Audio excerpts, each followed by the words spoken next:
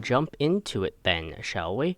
So, planetary log, stardate 62033.67, or to the uninitiated, January 12th, 2385. The Solar Atlantic Field Office is going to be all of your place of work for the foreseeable future, but something much more pressing comes first, and that is allocating a living space for yourself, whether with roommates or by yourself, or a house, or apartment, or condo.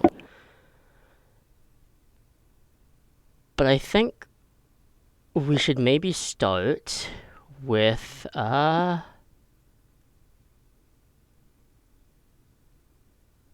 let's do it. Alright, let's start with Jaloran here. Put me on the spot, why don't you? Yep. Okay, so, as you have stated, you have been on the Hypatia and dealing with her shakedowns and such. With that being the case, the Hypatia has only recently entered orbit, within a few days. Solar Atlantic Field Office is near completion, but there is some technical aspects to be completed. You have gotten a little bit of news of Dr. Atherton, though she is a little bit more private in whatever she's doing. That being the case, your primary mission right now is just moving into your... I believe you decided on a house. It's northeast of Madrid, so it's a little suburb. Gotta find that name again.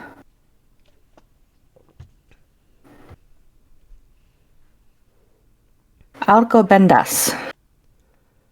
So that's northeast of Madrid in Spain. Okay, alright. So it's a nice little area. It's more homely, a little exterior to the city. Makes sense.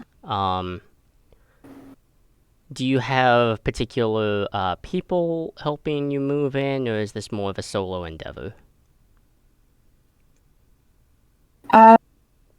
She would have touched base with Chicote.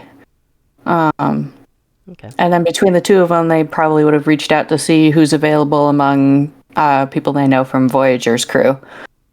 Okay. So people coming and going, but mostly her and Chicote. Okay. With a little bit of shall we say, the coastal word shore leave for the Voyager crew before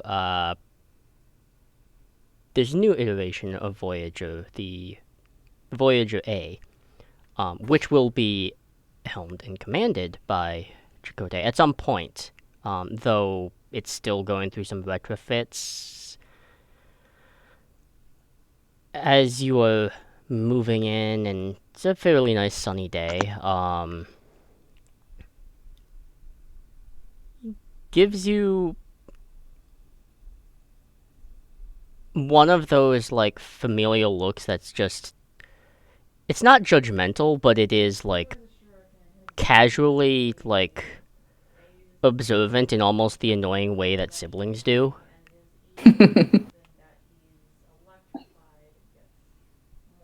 Saw that. What's on your mind?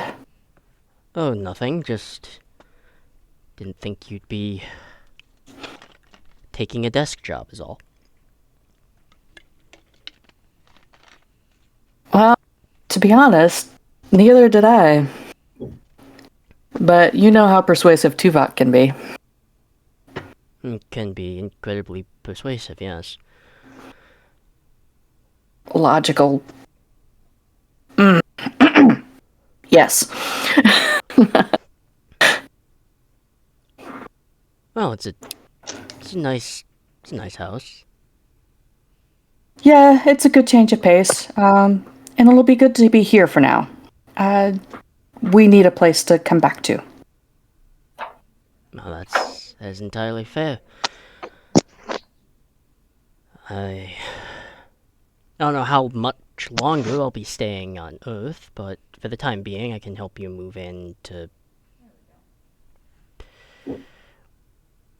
fit whatever Well, design aesthetic you're looking for. I think you know it pretty well. Yeah, And, but you're well, known for surprises, so. that's true. And this is your home, too. It's like neither of us have really had a place to settle for quite some time. That's true. It's different than wandering the halls of a starship for 7 years. Indeed. So, we both need a landing place. This can be it. Have you met any of your,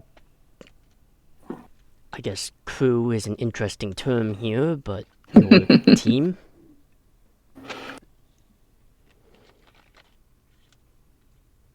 Well, I do have some crew because I've got the Hypatia. So those are working really well. We've been out 6 months now, as you know. So far, they're working together like a well-oiled machine. I do have one squeaky, but I think it'll work out in the end. Hmm. And I think you and I both know I wasn't referring to the Hypatia. Well, one of them I did bring back with me from the Hypatia. Willingly this time, I hope. The palpable silence is not great.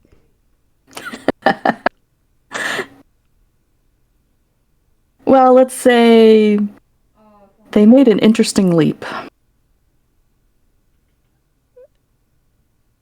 They. He doesn't really say anything to that, mainly because, one, there's nothing really to say to that, and two, I think he just knows better than to make the attempt. Alright, well, I'm sure you can deal with these extra storage boxes here.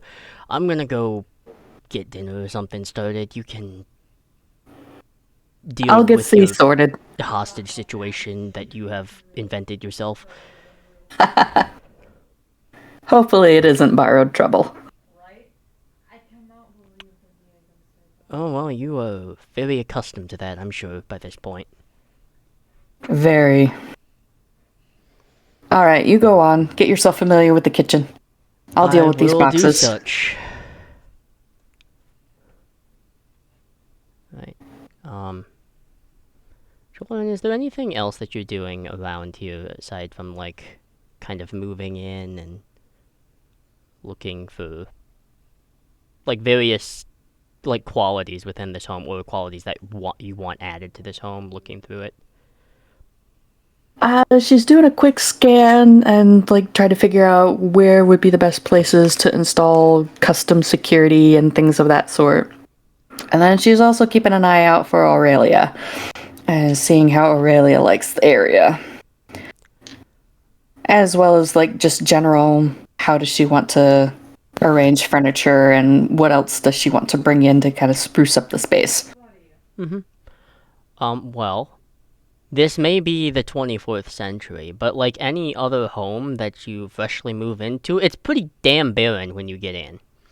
Um, Not as much as this day and age, because in this day and age, capitalism still exists, but in the 24th century, it doesn't.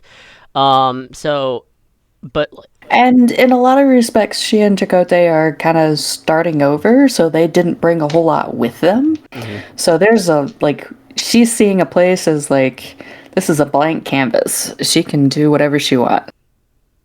okay. Um,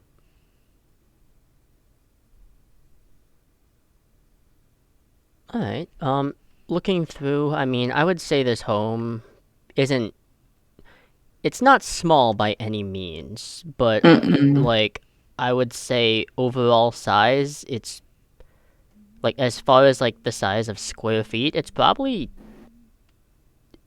still under like I would assume it's under like I don't know, would like 3,500 to 4,000 square feet sound about right? I Roughly. think so, yeah. Yeah, so it's not larger than what most people have today. Looking at you, but overall, like it's still a decent size for having guest rooms and all these other things. Um, Velia is enjoying this a lot more. It's a lot of open space. It's more. It's just more of something different, really.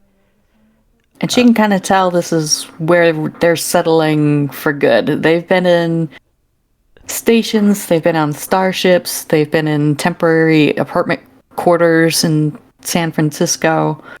Mm-hmm. And there's a lot of room to roam here. Mm-hmm.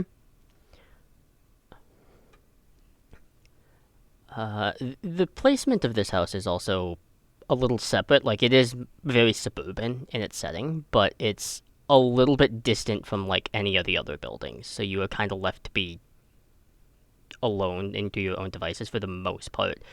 The only thing that is a little bit more recognizable is the pad for a shuttlecraft, which most of Mm-hmm. these places don't have. They might have access to like a personal like one person like transporter, but aside from that, they don't have. A shuttlecraft. Yeah, they don't have a shuttlecraft access. Um,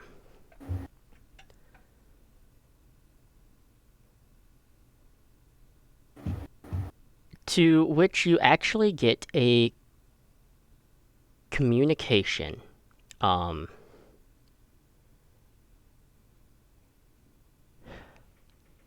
Hypatia to Commander Jaloran.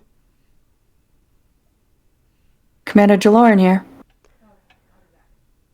You can tell by her voice you haven't had your relationship with this woman has not been the smoothest, but it is still professional and respectful.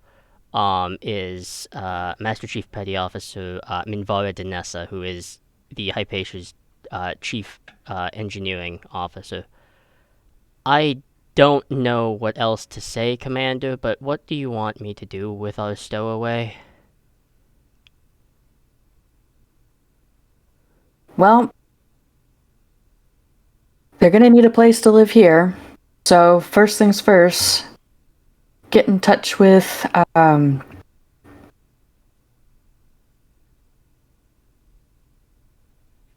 go ahead and get in touch with Admiral Tuvok.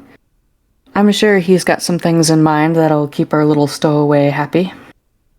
Do we want to contact Tuvok, or do we want to contact the admiralty that oversees the Sol Madrid field office? Tuvok. Uh, Tell him I'm calling in a favor. I oh need. yeah, you've done no shortage of those. Yeah. Just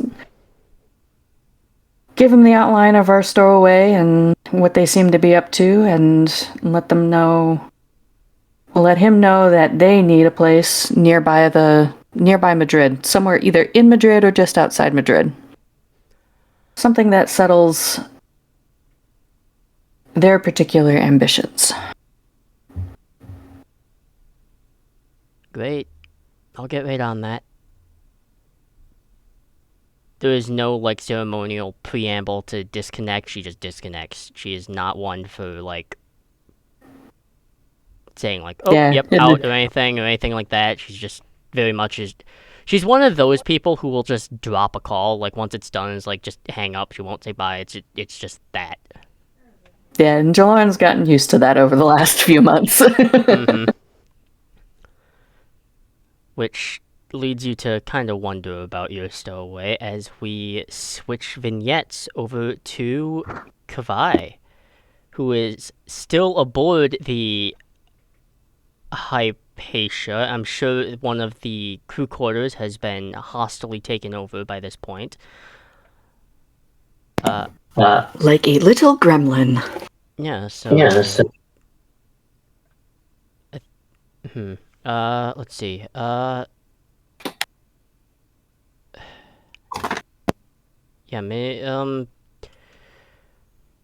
Danessa is probably one of the few people that has like somewhat connected with you a little bit. So she is the one to like hit that door chime. What hour of the day is it? It's hard to tell on a starship, but probably because this launched from the Shackleton Narendra station, this it's using Narendra station time currently. So realistically, for Madrid itself, it's probably about 9 a.m. For the ship time, it's probably like 10 p.m. Okay, she would be awake then. Yes, yes, come in. Okay. You would find her nose deep in a pad, probably scrawling something on actual like paper and notes from a stack of books at the side of her desk. Work just exploded everywhere.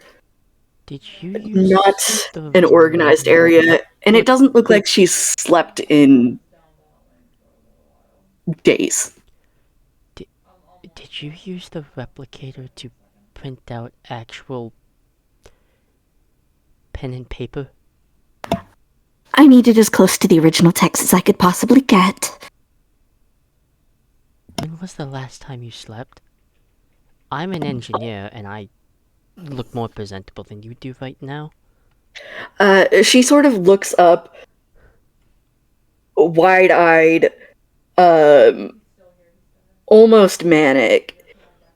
Her fingers sort of dig into the side of her face for a second. Oh, what day is it, darling?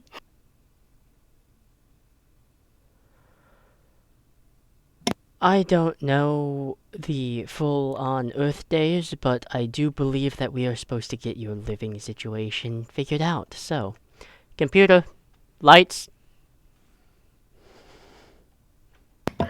There's like, if a creature could like hiss without like just her body language, it was just like, you are not turning on the lights in my area. Like, how dare you do this to me? Um, but then she manages to try and compose herself, sits up a little straighter. Right, right, work. Okay, this can be set aside, and she'll put some of her books away. One she just unceremoniously tosses back into a corner. The rest probably end up on in some other box.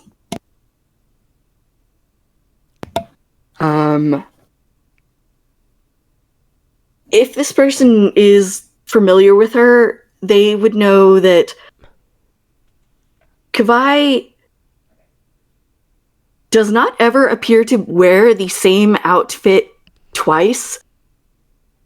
And it's very disconcerting to be around them a lot of the time. And they give off the presence of constantly trying to look like they're a part of whatever thing they're doing, but failing constantly. And it's almost as if you can tell they're trying to fail on purpose. But they're still managing to squeak by because they at least look like they're trying. Okay, well.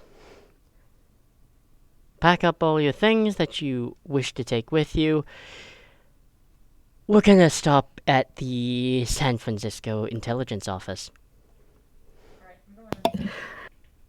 There's this look on Kavai's face where it's just blank and blank. And you can feel the tiredness just wafting off of them. And then she smiles brightly and says, "Right, I haven't been there in so long." Perfect. And she'll close the box that she was packing and just sort of drift out of the room as if there's not a single thought in that little head of hers. How observant are you when you're leaving this room? Like, how observant are you of your immediate surroundings upon exiting? She gives off a deliberate air of being an idiot, but she is paranoid at all times. But I think right now she's more focused on just getting out of the door, so probably not Okay. too much. Okay. Then you probably don't. You probably are quick enough to stop yourself from running into this vessel's acting commanding officer at this time. Oh, yeah. Oh, my apologies. Right. All right. So, thank you, Chief. I will take it from here. Eyes just on the floor.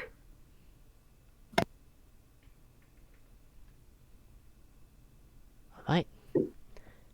Let's go get you situated with a living situation that is not aboard this vessel.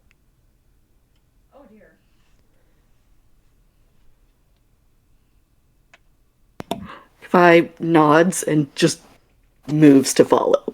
Okay. I don't think you've had the sensation of being,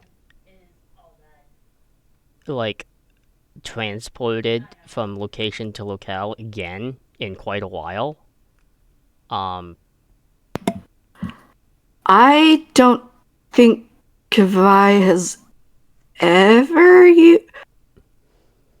Has it generally just been like shuttle boarding and stuff like that? Yes, I don't think they've ever. Oh, Mm-mm. this is worthwhile scene then. No, As the and absolutely with not the okay with any of it. it will take quite literally less than 4 seconds. This is routine. This is routine. People do it all the time. People do this all the time. People do this all the time. You study how it works. You know how it works. You've read the book. Read the book. You've read the book. I can hear you. Right. Right. Things come out of your head when your mouth is moving. Right. I knew that. My apologies. You'll be fine, kid.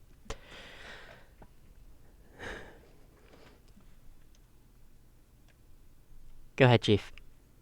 And the sensation of, like, it's almost an eerie sensation where you can almost feel like wind kind of passing in your skin, but like the weird, like, if your body could almost feel that passing of air going through itself, and you kind of blink instinctively, and when you open your eyes again, you are in a very busy planetary setting. City, you can see shuttles zooming overhead, a, like, dark, like, evening sky, different lights, various Starfleet personnel going back and forth. Alright. Absolutely. Just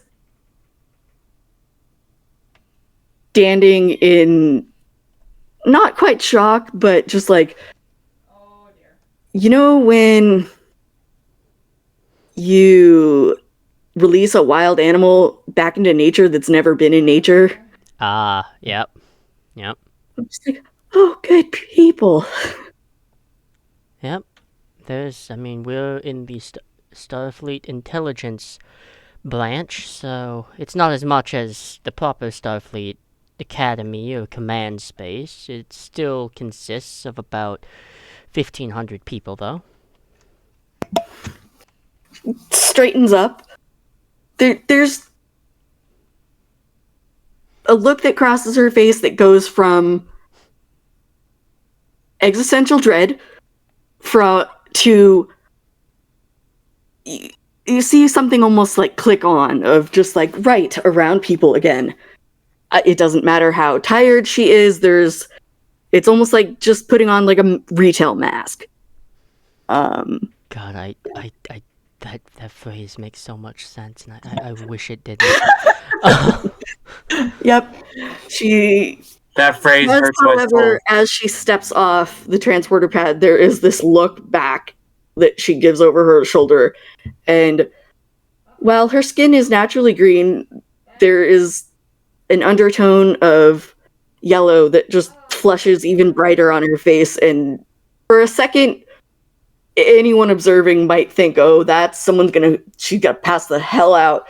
But she steadies and walks forward again. Okay. You do know this individual's name, this Bajorian woman who is leading you, is Lieutenant Commander Lee Jaxa, or Lieutenant Commander Lee, taking the much more traditional Bajorian approach.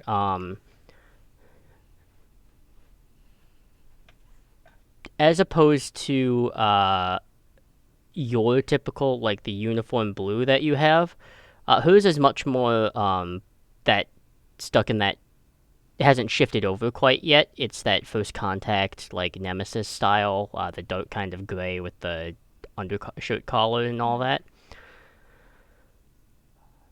Real good, real good. All right.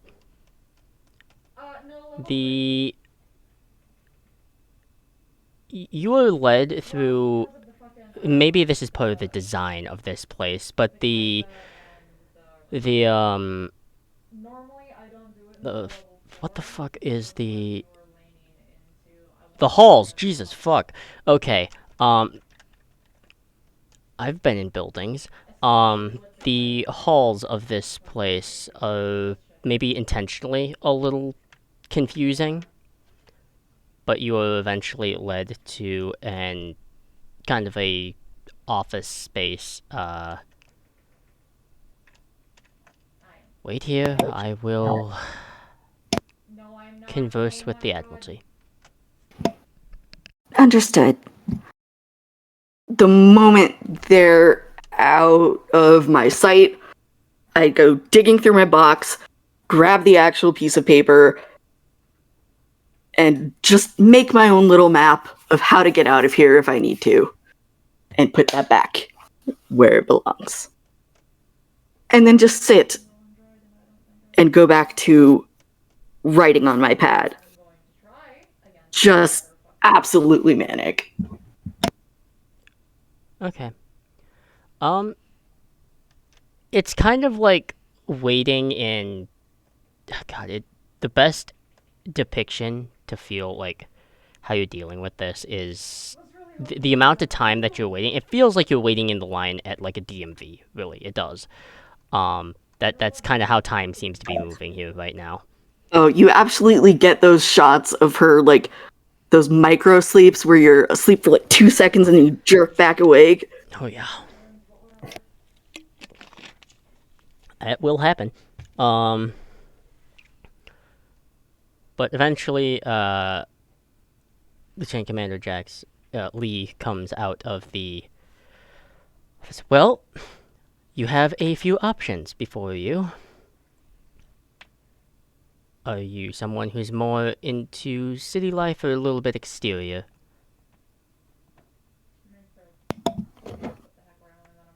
I would prefer to avoid crowds if possible. Alright. Well, there are some recommended apartments, and as well as provided rooms and board from Starfleet Intelligence. Though we should probably go and take a look at them. This is acceptable. Perfect. And she will dutifully follow behind. You'll notice that she is not moving. She takes a few steps after saying that, and then just, this'll be a lot easier. Commander Lee to Hypatia. Hypatia here. Chief, would you mind just doing a planetary transportation from the intelligence office in San Francisco to the intelligence office in Madrid? Don't you know why not? Thank you. That weird airy feeling comes back, and Her eyes are like already like just starting to roll back.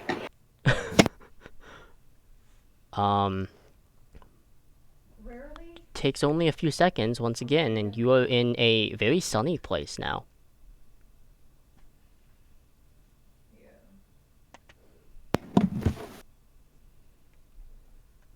There's mental math of ship of Theseus going on here.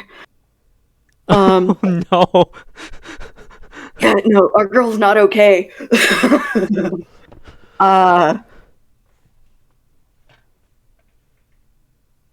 Right. Right. She'll take a look around. I think the first thing that you would notice is one, it's daytime here.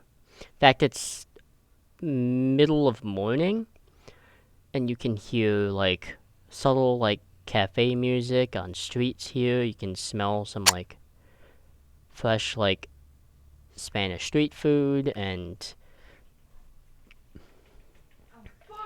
the just the varying like elements of culture.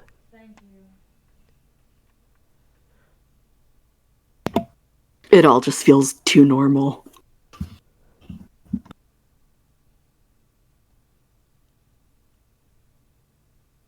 It really doesn't say anything to like how you're behaving other than, yeah, I kind of felt that way too about this place.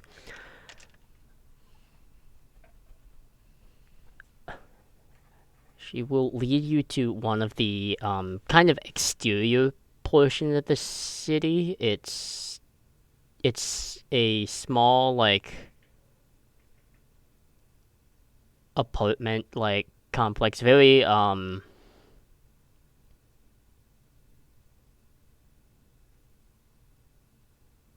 guess the best way to describe like the interior of it, kind of neon punk in its design. Um, Studio variation. Um, and being a studio apartment, it's not the largest. Keep in mind in this day and age that like not the largest means like 750 square feet. Well,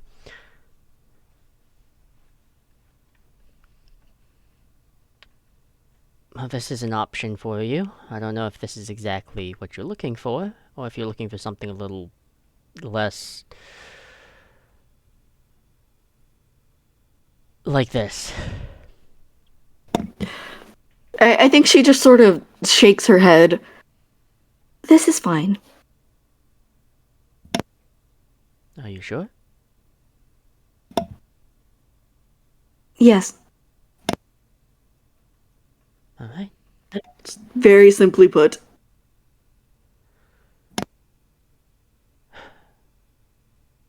We will have your field office codes transferred over into this place within the next 24 hours.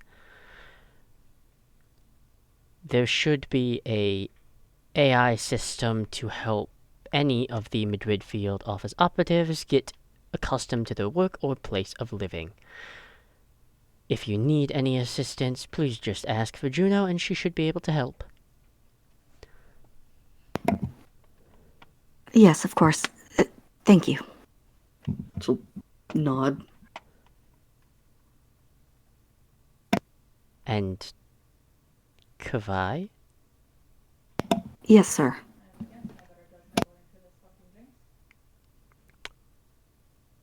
We both know. And then she'll... Hypatia wanted to beam up.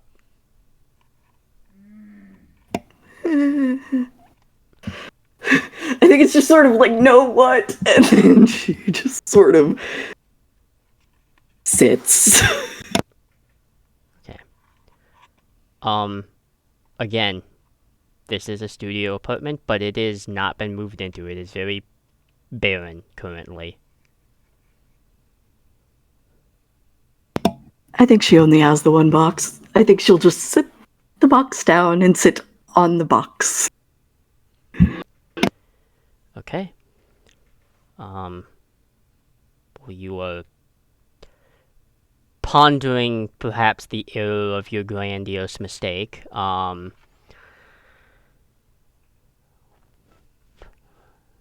should probably also put that into, let's see here, that would be right here, yes.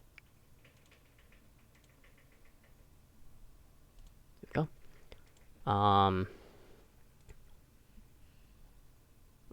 There we Very go. much like the pull out, like, zoom out of, like, this is what happens when you get what you want. Aren't you happy now? No.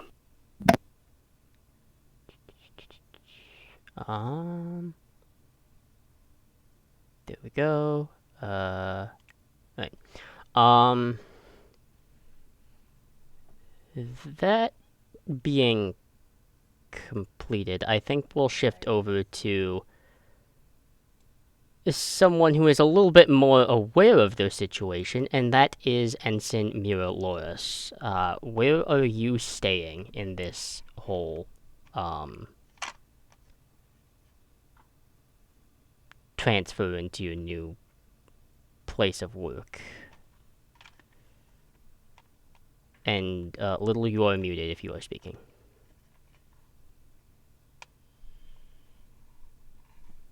Yes, I am. I'm very sorry. You're good.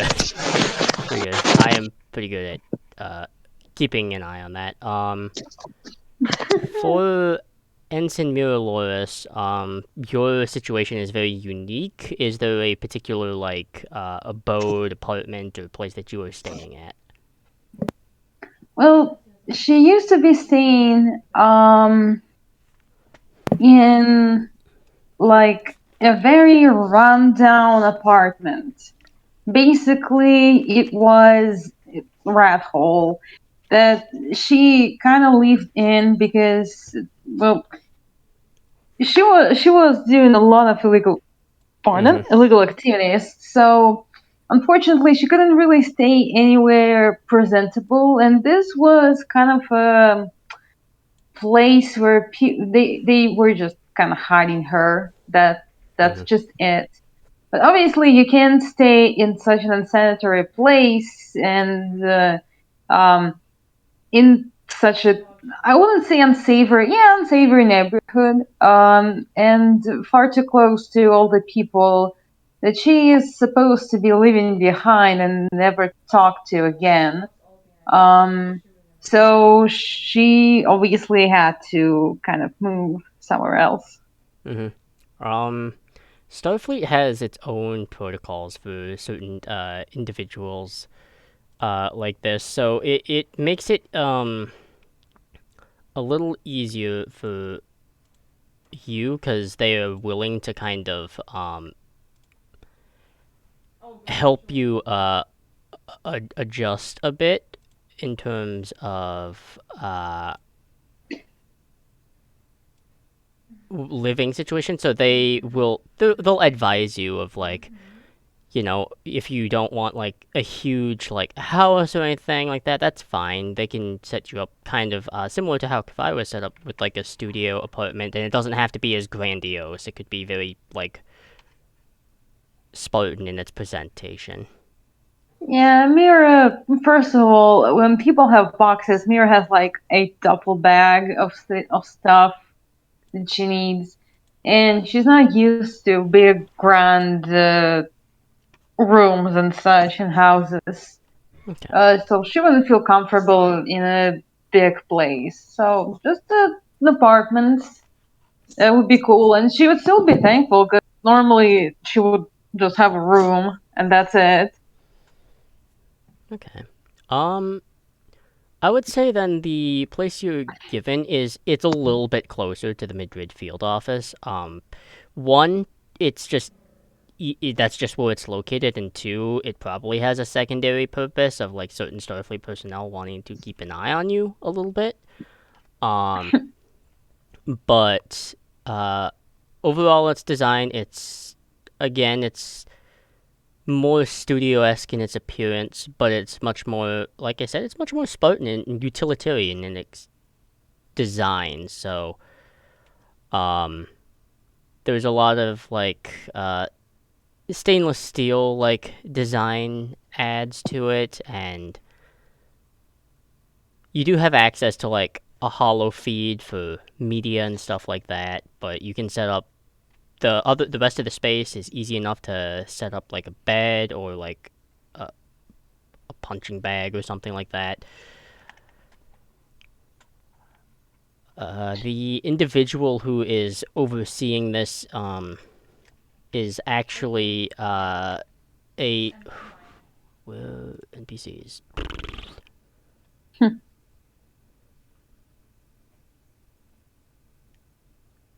Yes. The individual who actually like is overseeing like your move in is the assistant director of the Soul Intelligence Field Office, which is Elias Neverin. He holds the rank of a rear admiral, and if we were to give him a role as an actor or actress, I would say probably Gary Cole would be the best person to kind of portray like his mannerisms and his everything. As he kind of looks around your very plain apartment. This is very homely. I guess. Listen, if you're doing sarcasm, I couldn't tell because this is actually like the best house I've ever been in. Oh no, not So, sarcasm. I wouldn't dare dream of it. Um, and as far as anything else, Starfleet is willing to provide any extra assistance as long as we've agreed, you keep your nose out of trouble unless trouble is part of the assignment you were given. no problems. I quit the entire trouble thing, and this is the new life. Yeah, absolutely. And I left all the, you know, anybody who ever knew me in at least like many kilometers away. So yeah, you get it. Wow, what a way to put that. I'm gonna leave, and I'm going to inform the director on all of our progress here, because if I stay, I'm gonna somehow make myself out to look like the asshole here. So, um, good good luck with your your your move. And he'll hurriedly Oh, excuse himself. all right. Man, people here are so weakly hearted. Like, honestly, I'm what's not this? out the door yet. I can still hear you. Oh shit. Oh, I mean, there, darn. I love this so much. Uh, you know what? You know what? Next time, you're the commander's problem now. So I look forward to seeing that relationship blossom into something truly migraine worthy. Yeah, well, I am actually, I promise to be an extremely good part of the team. So, you will not see anything noteworthy. Now, weren't you supposed to go or something? Wow, all that progress, and look at that. We took 5 steps backwards. You're gonna keep bitching or... I'm sorry. Will you please exit the place since you were so adamant on leaving already? Oh yeah, the commander's gonna have fun. And he does depart this time. Yeah, she's Sitting here like, trying her oh. best. Mm-hmm. So, yeah. With all of that, I don't know if you have like any particular way you want to set up this like apartment, because it's got its like kitchenette, it's like dining space, bedroom space, and then it has this little loft area like up top. It's for like whatever you choose to have it be, but So, basically, she actually does. She pulls like a really good set of knives and places it into the kitchen. She has like a very, very nice warm like sleeping bag with her, which she also pulls out, and like a few little things, toiletries, all that sorts of stuff. mm-hmm. Puts a little frame on the wall. That's kind of her way of making it cozy, and places like a few books right beside her bed. Just one of the books is oh, sorry. Nope, we're good. Continue. One of the books is named the Dictionary of a Proper Lady: How to Replace All Your Curse Words in a Few Simple Steps. Oh my god. Oh wow. Yes!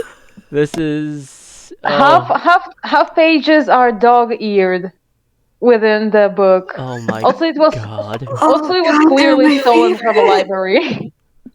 Okay. Alright. Yeah, alright. That's a interesting uh yeah, that's a good setup. As you are left to that,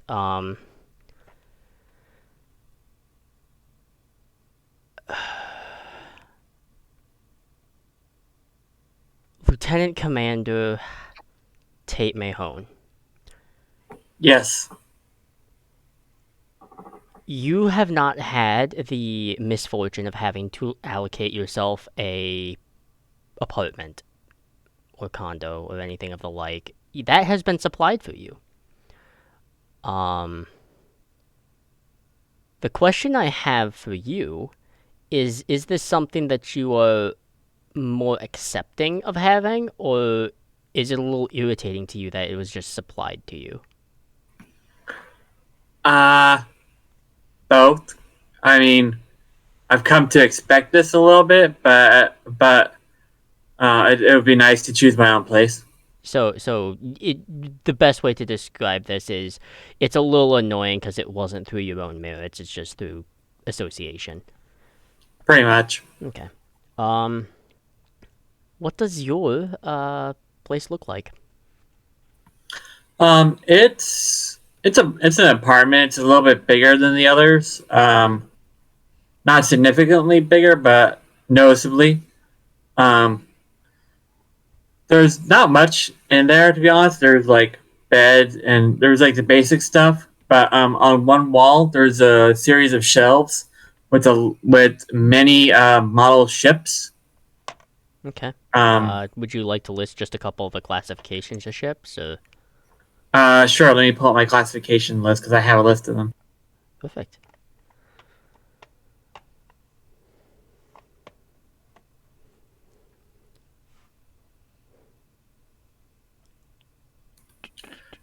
There's an Apollo class. There's an Archer class. Okay. Apollo, Ultra class, anything else? And Symbol class. There's a lot of them. There's a huge amount of ship model ships going from. And did you say they were in like on a shelf or on like a display case? They're on a series of shelves Okay.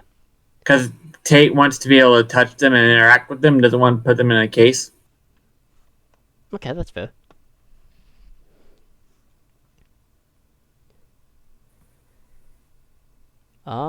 As you're kind of going through your place here, you do get a call from, not call, but like a transmission, from not not from who you were expecting. It is from the Admiralty's office and the Starfleet Command. It is just not the person you were expecting. I'll look at a transmission. It is from Director Ifrajal. She Okay. is the Vice Admiral and the Director of the Sol Madrid Field Office. I'll read the transmission. Okay. Coming up on screen, she's we are taking some inspiration from Rick Budd here because I don't want to take the effort to explain every NPC's look, and that will drive me insane. So we're just gonna do the casting variation. If they were to be betrayed by someone, they would probably be betrayed by Kate Winslet. Ifrajal is a Trill, but she is unjoined. Not the Trill you were really expecting to see, but Definitely not. Commander, I hope you are settling in. Yes. What can I do for you, Admiral? I was merely curious as to see how each one of my operatives is settling into their new place. I tend to do that with anyone under my oversight, and despite the protests of your mother, I figured it would be more professionally appropriate if someone who was not directly affiliated to do the checkup, as to get a more accurate feedback. When the Admiral mentions my mother, I just sort of wince a little bit because I'm like, that probably went over very well with her. I'm just like, thank you for that, Admiral. Right now, I've got pretty much everything I need and moved in. Nothing really, nothing really to report. I got all my stuff ready, and I'm ready to resume my duties whenever I need to. Alright, well, with that being the case, I do think we should,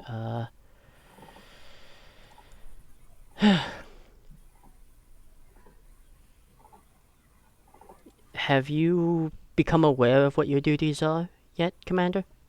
No, I have not received any orders yet. No. Well, I'm sure your field commander will give you the details on what your actual role is, though I do have...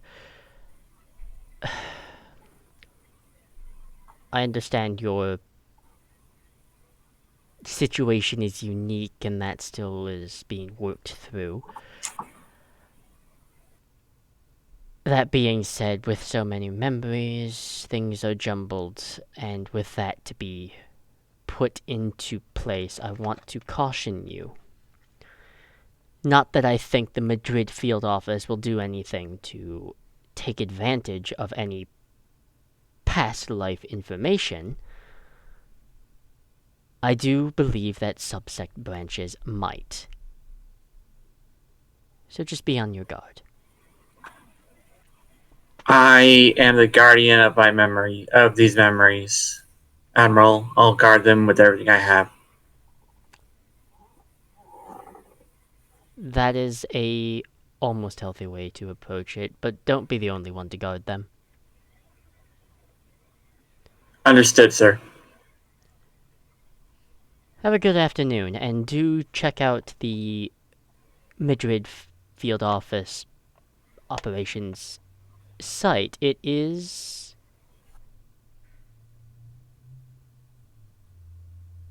almost complete. I will, sir. Thank you. Have a good afternoon. All right. After that call takes place, is there anything else that you were doing in the midst of that? So when the admiral mentioned past live memories, some memories almost started coming to the forefront, but Tate was sort of pushing them down to get through the conversation. Mm-hmm. And so when the conversation ends, I lean back and just start like I see my own death from different like it's my previous host's death, but it's my death. Mm-hmm. I see that from a different angle. I see I hear screams. I hear uh, voices that aren't mine, yet they are mine. I feel I start getting overwhelmed. I just grab my right hand with my left hand and squeeze tight and just say, "It's okay, it's okay. You got this. It's okay. You're okay. You're okay." And I just say that a couple more times before I just go, before the memories pass, and it's Mm-hmm. just like, and I just sort of full body shake, shake out my hair and everything, and I'm just like, ah, and I will go. I will grab some water real quick, wash my face, and then I'll go. Um, I'll check out the operations field office, like the admiral said, because that's what she suggested. Mm-hmm. I would say too, like hearing these voices, it's not necessarily that you're hearing them, they're just memories that are very, very powerful, and some being very traumatic and others not, but you haven't gone through the training to how to separate them quite yet. So it's all comes at you at once at times, and I think that can get a little overwhelming. But heading out Definitely. to do that, with that being the case here, 1 second. Yeah. Okay. With heading out, still fairly bright. There's the sounds of various culture moving around and such. It's not the furthest away from the Madrid field office. It is. It is to the point. It is close enough to where walking is not an unrealistic possibility. You could transport there and get there in a few seconds, or you could walk there and get there in 25-30 minutes. The admiral didn't indicate that speed was necessary, so I'm just gonna walk and let the breeze shake away those memories, Okay. if there is a breeze. All right. Getting there, and on the way, there is oh God, I knew I forgot to open something. God damn it. Oh, I did it. I knew I was gonna do it.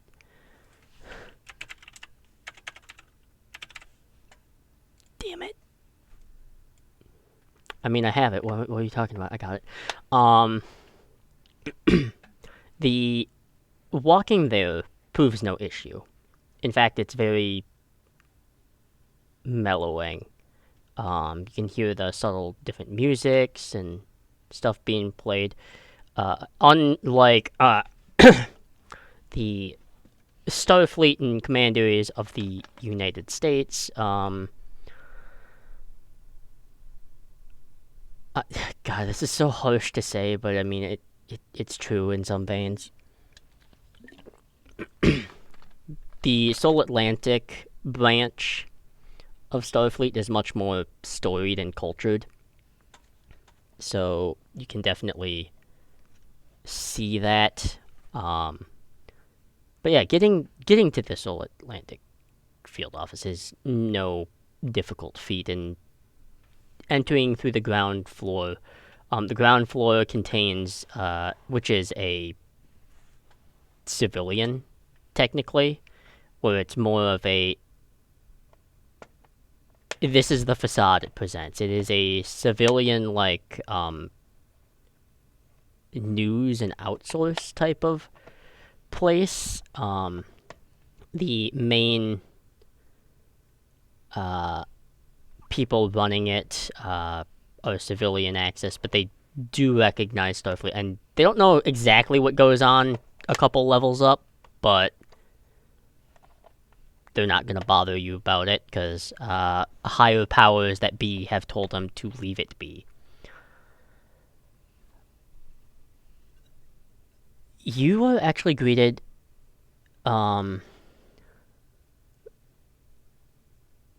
by a hologram. Fairly independent, though not as independent as other hologram models, such as like the Doctor, XEO. They're a little bit more freeform, independent, and left to their own devices in many cases. She's still very independent. It is just her access is surprisingly limited. She can't enter anywhere that does not have Madrid, like, Sol Atlantic field office, like, tech integrated into. But this is Juno.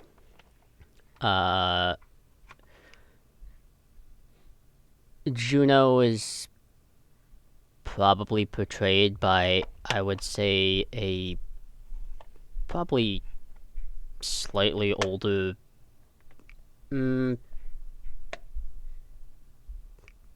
Yeah, like a slightly older Emma Watson. As she kind of constitutes her form as you're walking into the place, like walking towards you as well.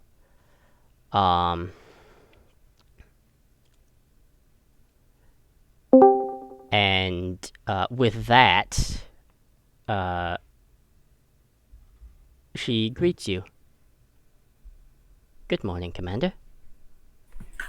Juno, how are you doing today? I am doing well, I think. That is a strange question to ask me, but I suppose it's polite. Well, I was also genuinely curious, but yeah, polite. My apologies, I'm still working through the human social cues and dynamics. No, that's fine. I do have the program downloaded, it's hard to parse sometimes. I mean, it's hard to parse for us all, so don't worry about it too much. Is there anything that you are looking for, Commander? No, I just wanted to check out the field office and see how everything's going. I want to make sure everything's good. And I just want to see how everything's working right now. Alright, I would advise staying away from the research and development room. Understood. There has been bets going around. Still.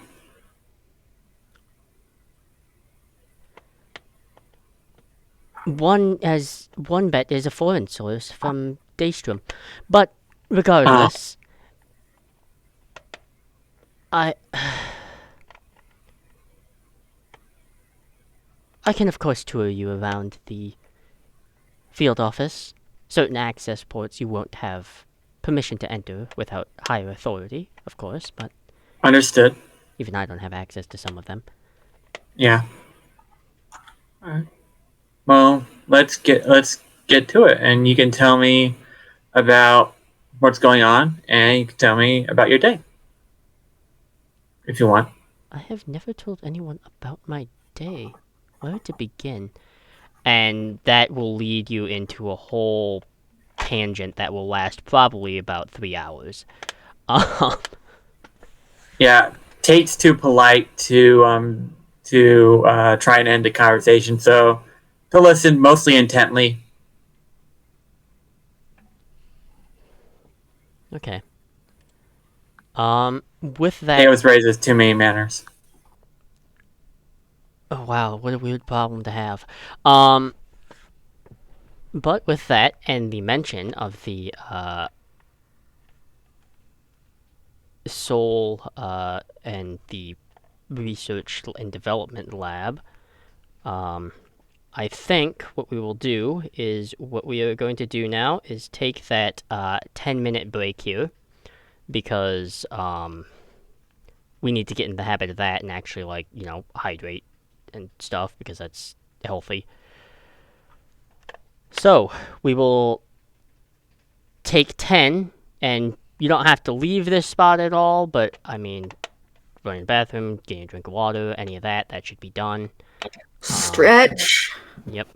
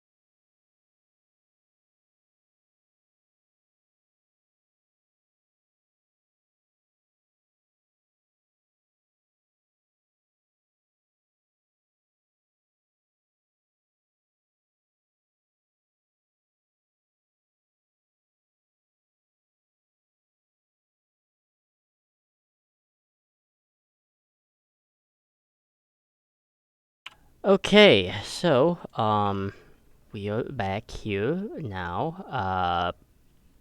To anyone who ends up listening to this in the far off future, I'm sure we still have not gotten a 10-minute mark, so yay. Um Time is a weird soup. Time is a weird Time soup. is a weird soup and it has dumplings. So I think we should focus on let's I teased a little bit of R&D. For Dr. Etherton, as I've been doing with everyone else, how has moving into your house been? Oh, it's been fine. Okay. Muriel's been gone a bit longer than I wanted, but she should still be back by the start of the safe house. Right. I have been having a time searching for historical, like, vintage furniture in Spain. Oh, wow. There was an NPC I didn't think was getting used today. One moment.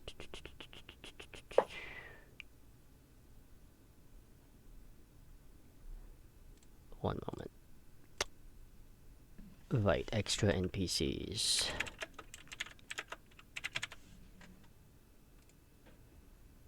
Because I don't remember exactly their name.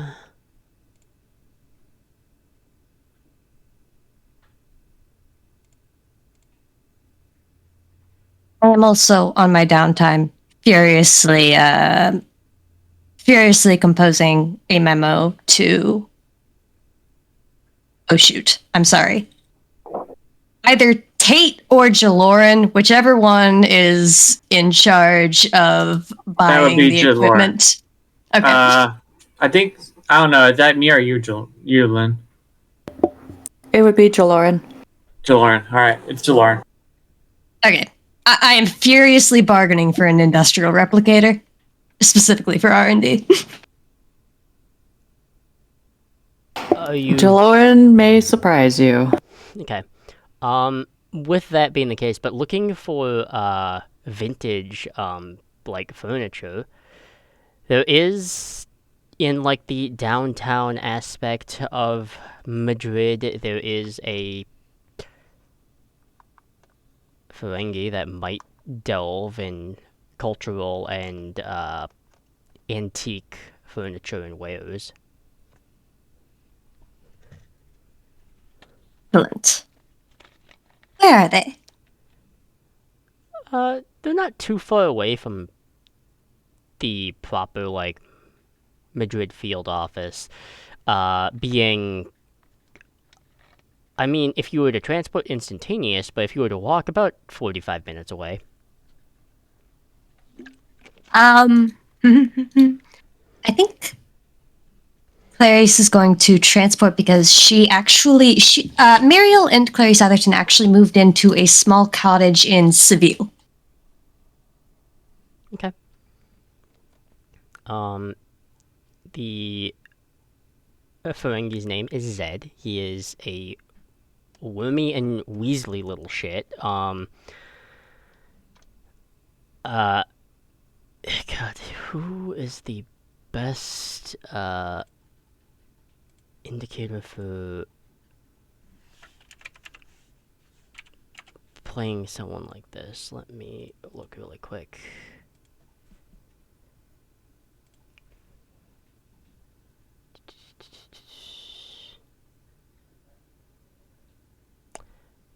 Yeah, hard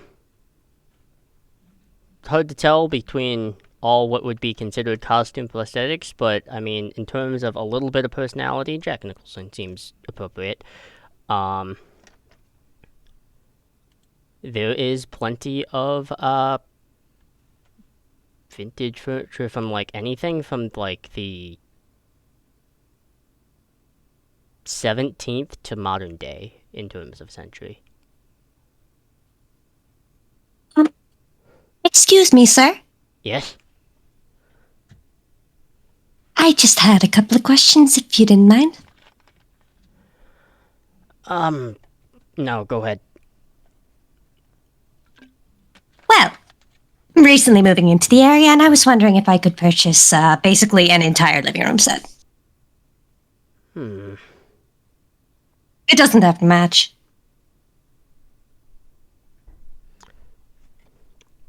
Are you looking for a particular era timepiece? Hmm. What do you have? Well, I don't know if this is a little overboard, but there is, and he'll present like some very nice like fabric and kind of cushioned chairs and stuff, and this looks like it might be from the 19th century. um Very royal-esque in its appearance, kind of these dark red and silvers and blacks. I'm looking for cozy cottagecore vibes. Okay. There's something a little bit more, a little bit beforehand, like maybe 20th century, and it's very much that like cottagecore feeling. Though it has that very like Spanish cultural vibe to it. Alright, alright.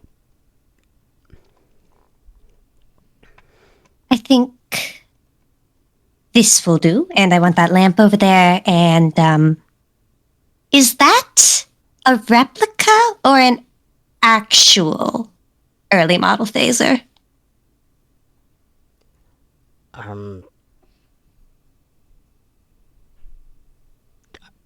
This is a misconception. I just want this pointed out. Are you looking at the one from the 2230s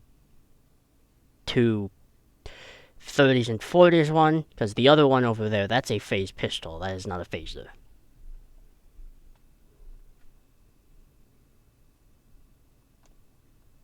I also want both of those.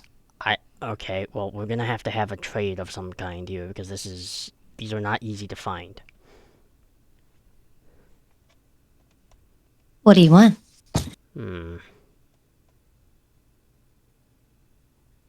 What can you potentially offer?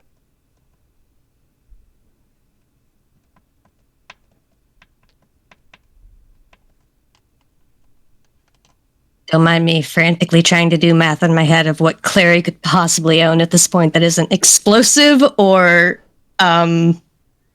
technically owned by Starfleet. Yeah, like that'll stop you. Well, okay, I don't want to get Miri in trouble.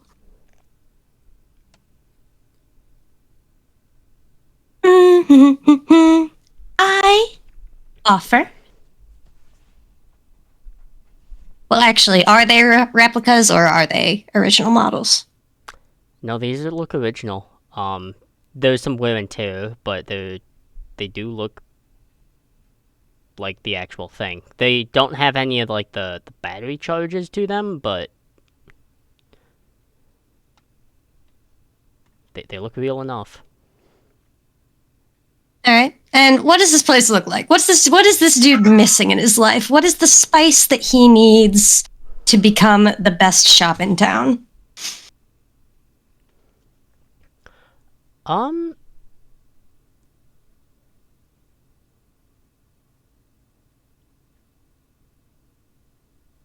Honestly, there doesn't seem to be as much security tech for a place like this. It seems to be very much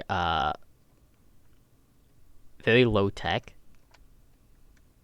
for places that have honestly some pretty valuable stuff in it. I couldn't help but notice that you don't even have a scanner on your door.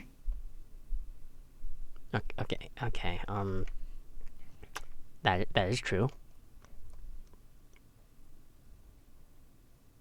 I don't think I've introduced myself. My name is Clarice Atherton. I am the new head of research and development in the soon-to-be opening Starfleet branch in Madrid. I'm very good at security systems.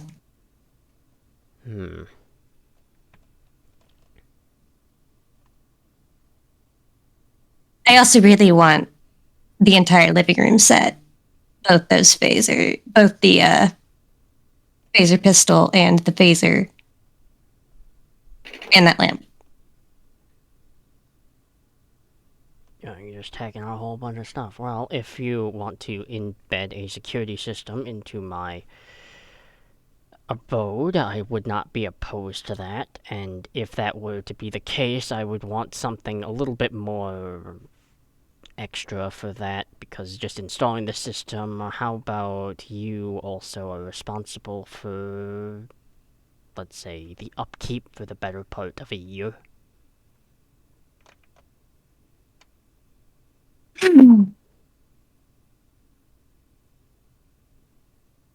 6 months, but monthly updates.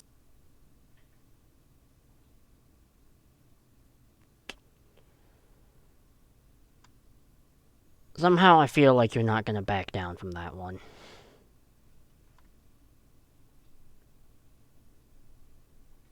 Then I'm a simple shop owner. I don't have anything else to really negotiate with, so that is a deal. Thank you so much. Do I need to get somebody to transport this, or do you have a transporter in your shop? Low-tech shop. You have your stuff. I'm sure you can figure a way to get it to wherever you need it to go. Thank you very much. And she's gonna sidle her way on out of there. She does feel a little bit bad for him, so she is going to, put some actual effort into his inevitable security upgrade. Okay. But that's a problem for later. For now, she has to figure out who she's going to hire to transport all her stuff for her. Well, there are a couple options. You could rope some of the lower-ranking Starfleet intelligence personnel into doing this, who probably don't know better. Or I don't even need a second option. That option sounds perfect. I love this. Okay. Was that a spit take? I absolutely would be that bitch, and I'm Close. here for it.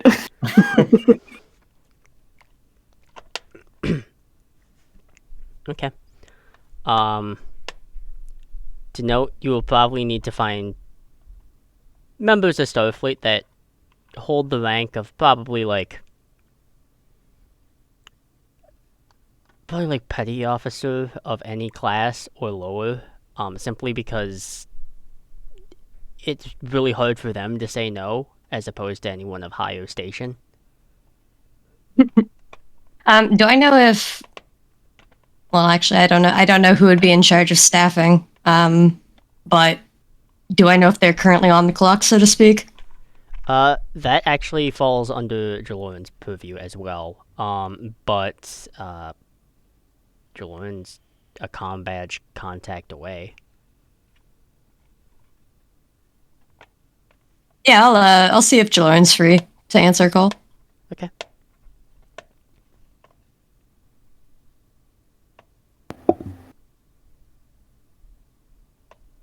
Except I forget your rank, and I don't want to fuck up my first meeting with you. Commander. Commander, thank you. Commander Jaloran, it's Clarice Atherton. I just realized I don't actually know my new title. Not the point of the call, though. I am so sorry. Commander Jaloran here. I believe you're a doctor, yes? I mean, yes, but that's the doctorate speaking, not the job title. As in physician. I do not have the license to practice on people. I'm aware. Research and development, yes? Yes. What can I do for you, Dr. Atherton? I was just wondering if you had any spare ensigns, busybodies, people for moving items and things. The ensigns are currently occupied, but as far as other busybodies, I believe we do have some lower ranking petty officers that are helping with moving some things in. I could probably allocate 3 or 4. That would be lovely. Stop by the desk on the first floor in the main office, the headquarters, and talk to Juno. I'll let them know that to rustle up some petty officers for you. Thank you much, Lee. And I look forward to meeting you properly when the safe house opens. So do I. Jaloran out. Okay.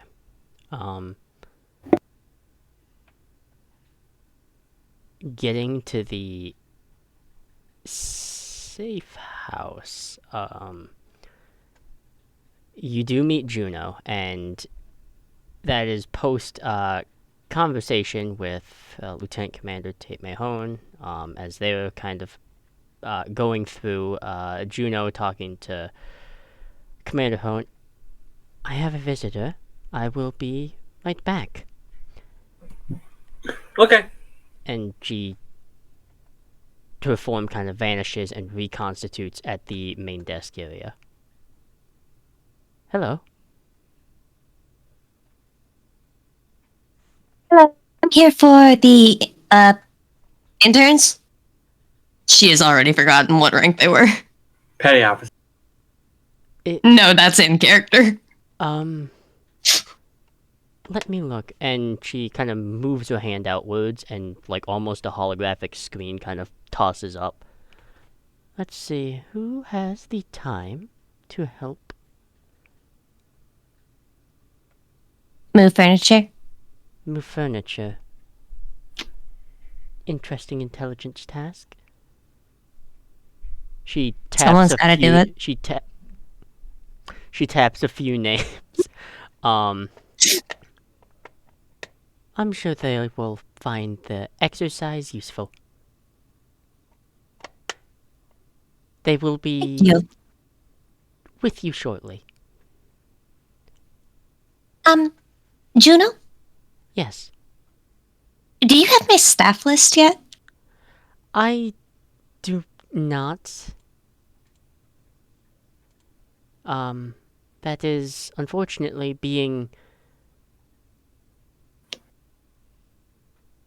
kept from me for varying reasons. Good to know. Thank you much.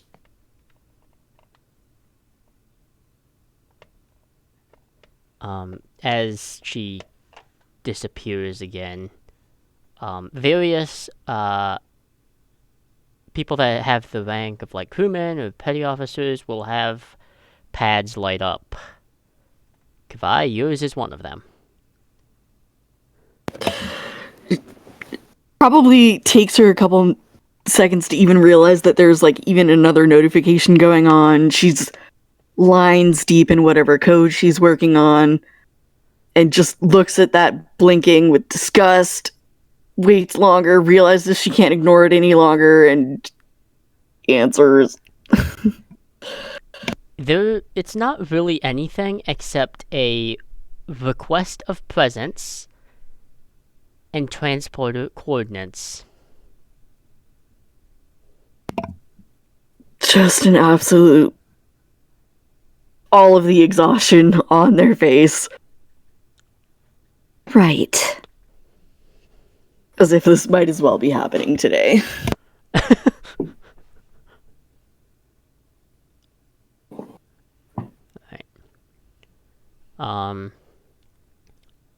There are other options. You could take a shuttle pod. It's just, I do not know if you will find someone who is willing to fly you out there at a reasonable pace. Nah. Okay. She follows orders when given, and it's very much like whatever lightning takes the quickest route to the ground type thing. That'll be interesting when that comes up. Surely nothing bad can come from this. Yeah, probably not. Oh, she's so tired. Alright, with that,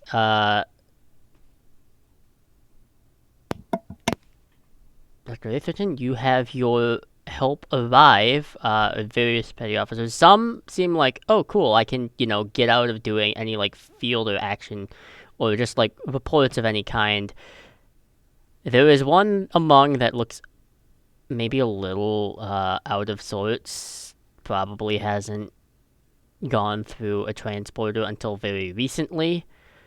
And very much looks like she probably isn't. She looks 2 seconds away from snapping. Yeah.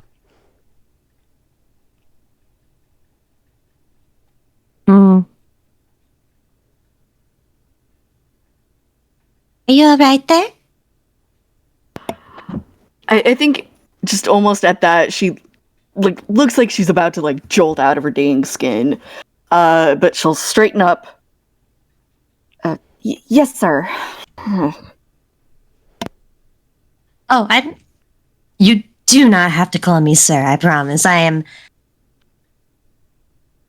Well, okay, I am going to be important, but I'm not Starfleet. Kind of nods and... That being said, you have to listen to me for now, so... I gesture towards the furniture. You get this very slow look over, and then her shoulders just sort of slowly slump back down. Venus of I hand you the lamp. She just sort of Oh my God. takes it. It's so heavy. Just this lamp alone. Do you need to see the doctor? I mean, I think even at that, the disconnect of doctor, and that sort of jogs something in her head. She'll look at you up and down, as if really looking at you for the first time. Have we ever had any sort of interaction before? I do not believe so, no. This would be your first interaction. Right. This is not a good first impression. Kavai will look you up and down.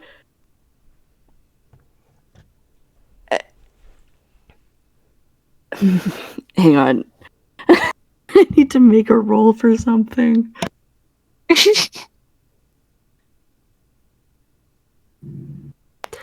Okay, yeah, no, she manages to hold it together. Oh, you are a doctor. I see. And not she just a medical lets doctor. that trail off.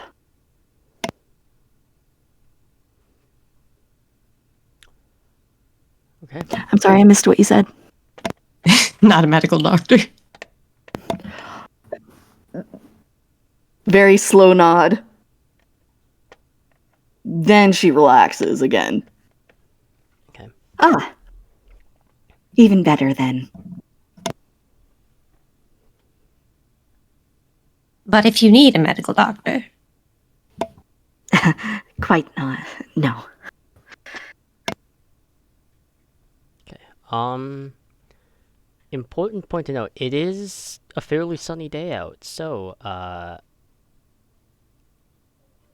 Doctor, are you wearing any sunglasses of sorts? Of course. Okay, just making sure. I'm also that douchebag that wears shades indoors. Nice. Oh dear. Okay. Only when necessary. She gets light sensitive headaches very easily. Gee, I wonder why. No reason in particular. Okay. Moving in, and helping move in. Doctor, what does the interior of your cottagecore abode look like? I mean, it's just a simple 2-story townhome. To be honest, she's more focused on the location than the house itself being like super fancy or super ostentatious. Its main selling point is that it is pretty much as close to beachside as it can get. Okay, that makes sense. Ooh, gorgeous. All right. But it's like I said, simple 2-story townhome, probably like squished in like one of a couple rows. Very, I don't want to say like dark, but it's not a room. It's not an apartment with a lot of windows, if that makes sense. It's Yes. cozy. Okay. Like she probably purposely picked one that wasn't on the corner for that reason. Okay. With that, one of the other members of the intelligence office, just younger human, he kind of, have you stowed away the firearm relics? No, I need them. I mean, I'm not letting them touch them, but I would be moving those to my I don't know where I'd put them yet, so I guess she'll just stick them with One of them the is rest just for now. looking over it. Is that a phase pistol from the? Is that a 22nd century phase pistol? Yes, I just got it. That's a pretty rare find, Doctor. They're not very common anymore. Isn't it lovely? I actually own one myself. Where'd you get it from? Handed down. One of my ancestors, the Romulan Earth War, USS Utopia. Oh. Well, I obviously wouldn't dream of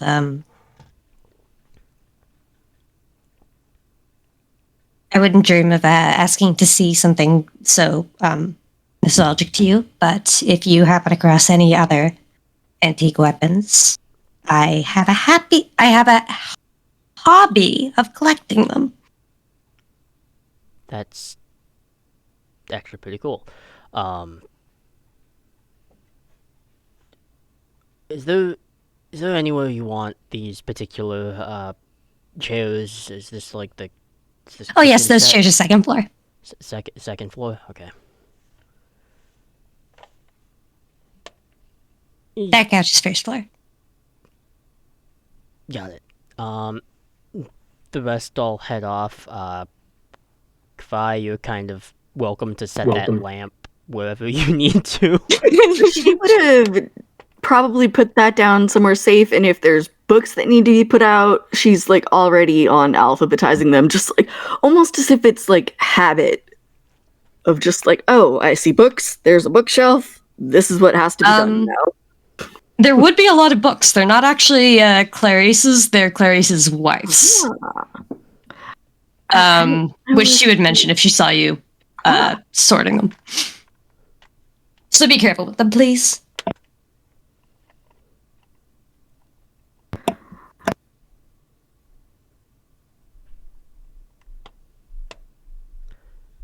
There Is there is like a particular genre?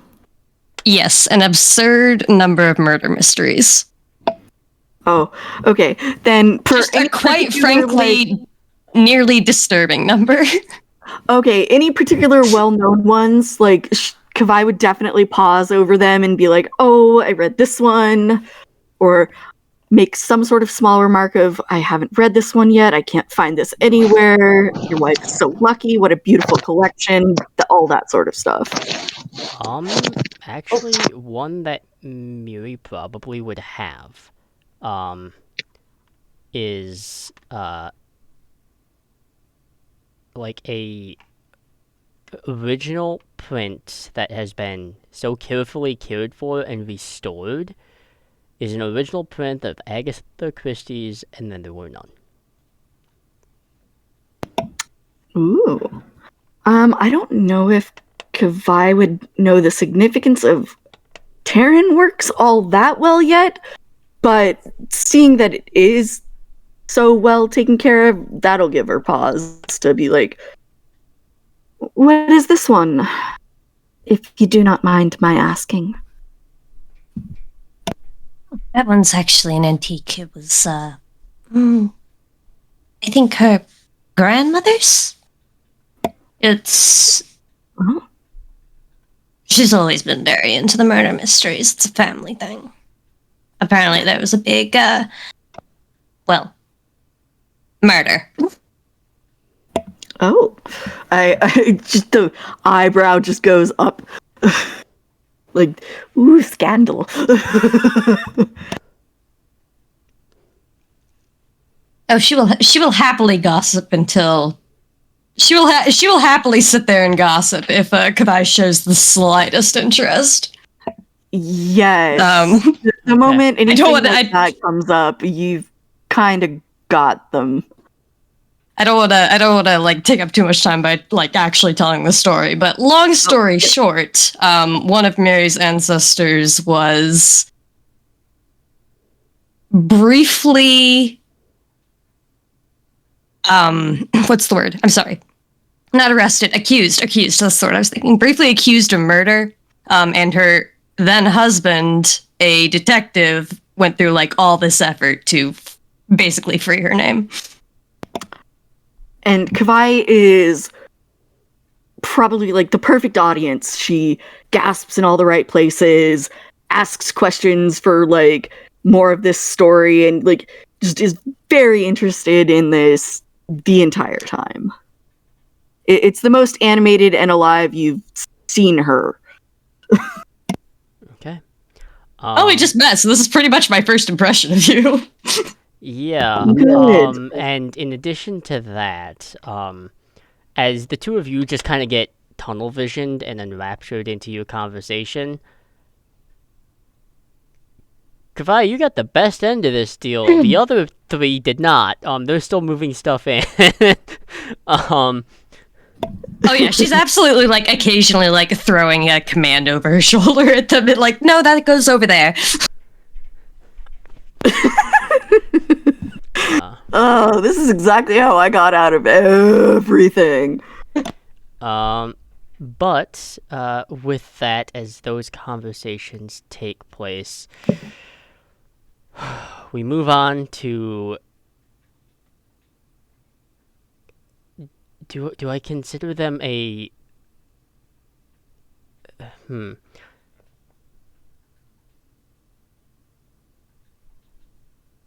To Lieutenant Alec Carvalho. So,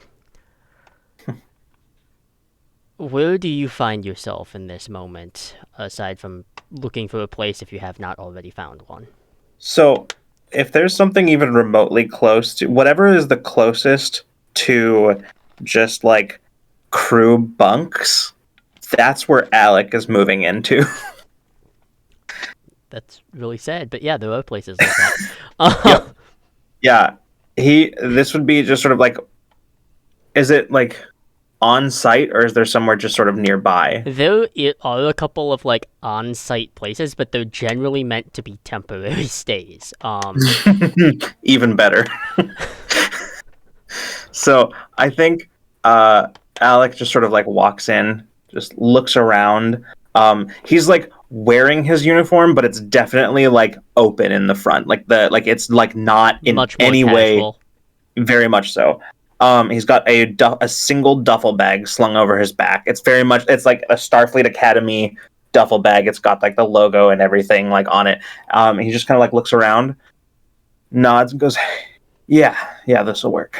And just sort of like goes and to any person who is nearby and just says, "Hey, who do I talk to about checking into the housing?"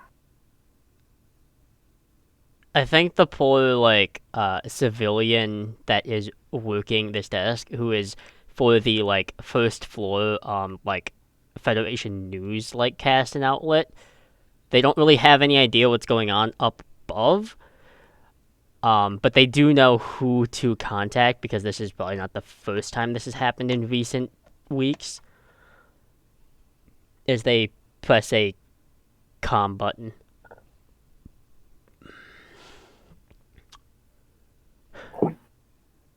Main floor to Juno. In the middle of like a conversation with you,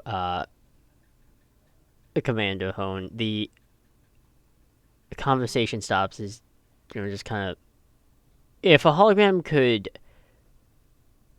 so animatedly like roll their eyes in slight annoyance, this is what has happened. I will be right back, Commander. That's okay. If you got something to do, go. You need to do it.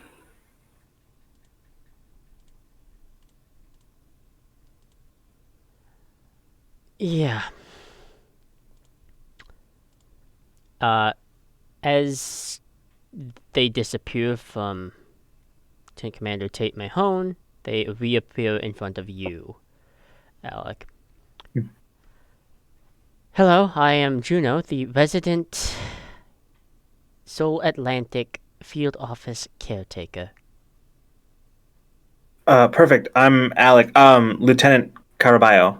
I'm here to check in for housing. For housing, we have overnight rooms. That should be fine. I don't need a lot of space.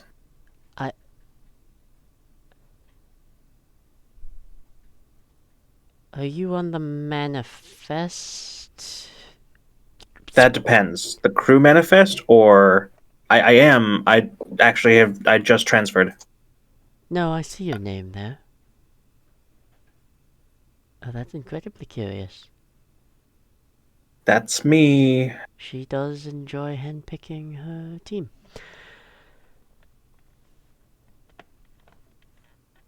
Well then, I will lead you to the overnight rooms that, for some strange inkling reason, I believe will last more than that. He just grins at her in answer.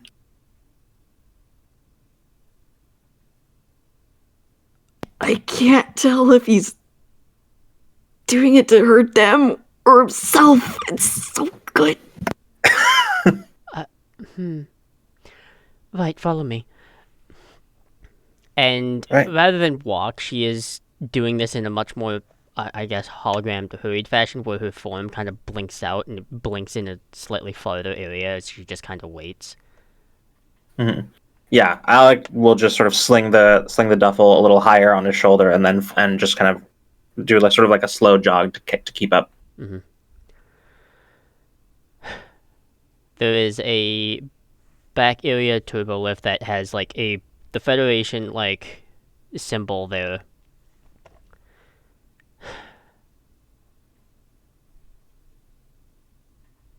Juno.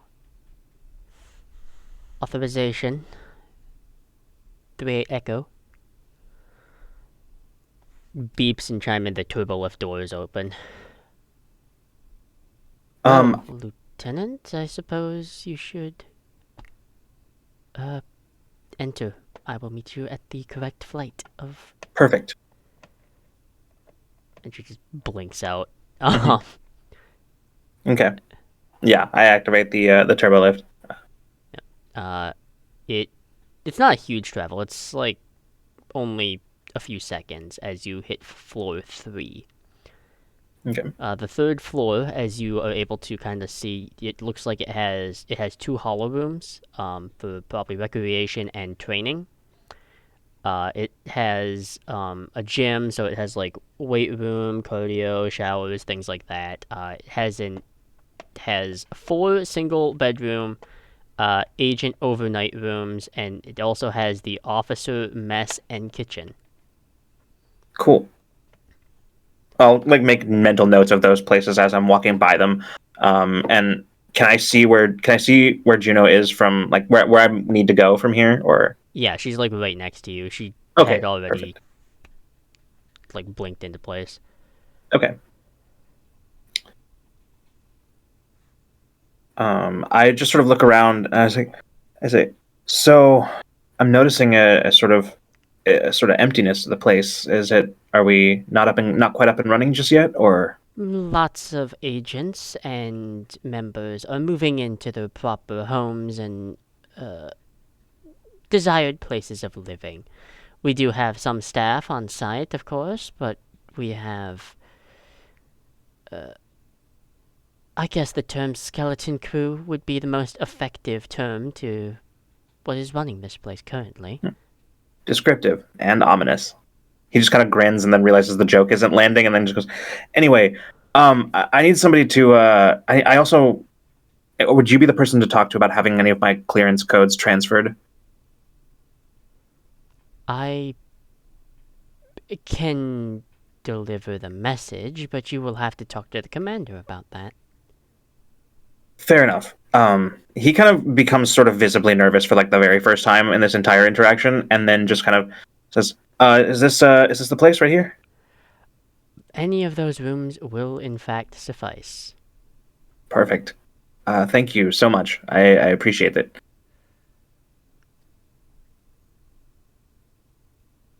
Right, I am going to continue my conversation with Commander Hone, and you may get settled in at your kind of leans past you and looks into the very Spartan plain room at your leisure. Thanks. I apologize. Don't let me keep you. Right. And she'll just disappear. Mm-hmm.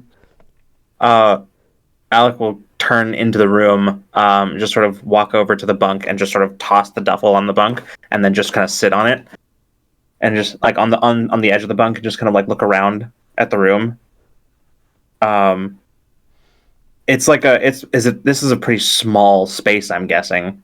It is a small space. Like again, it's meant to be like a single stay. Like we're thinking like about college dorm size. It's not huge. Sure. It's meant for one person, obviously, but that's still not a lot of space. Like motel rooms are bigger.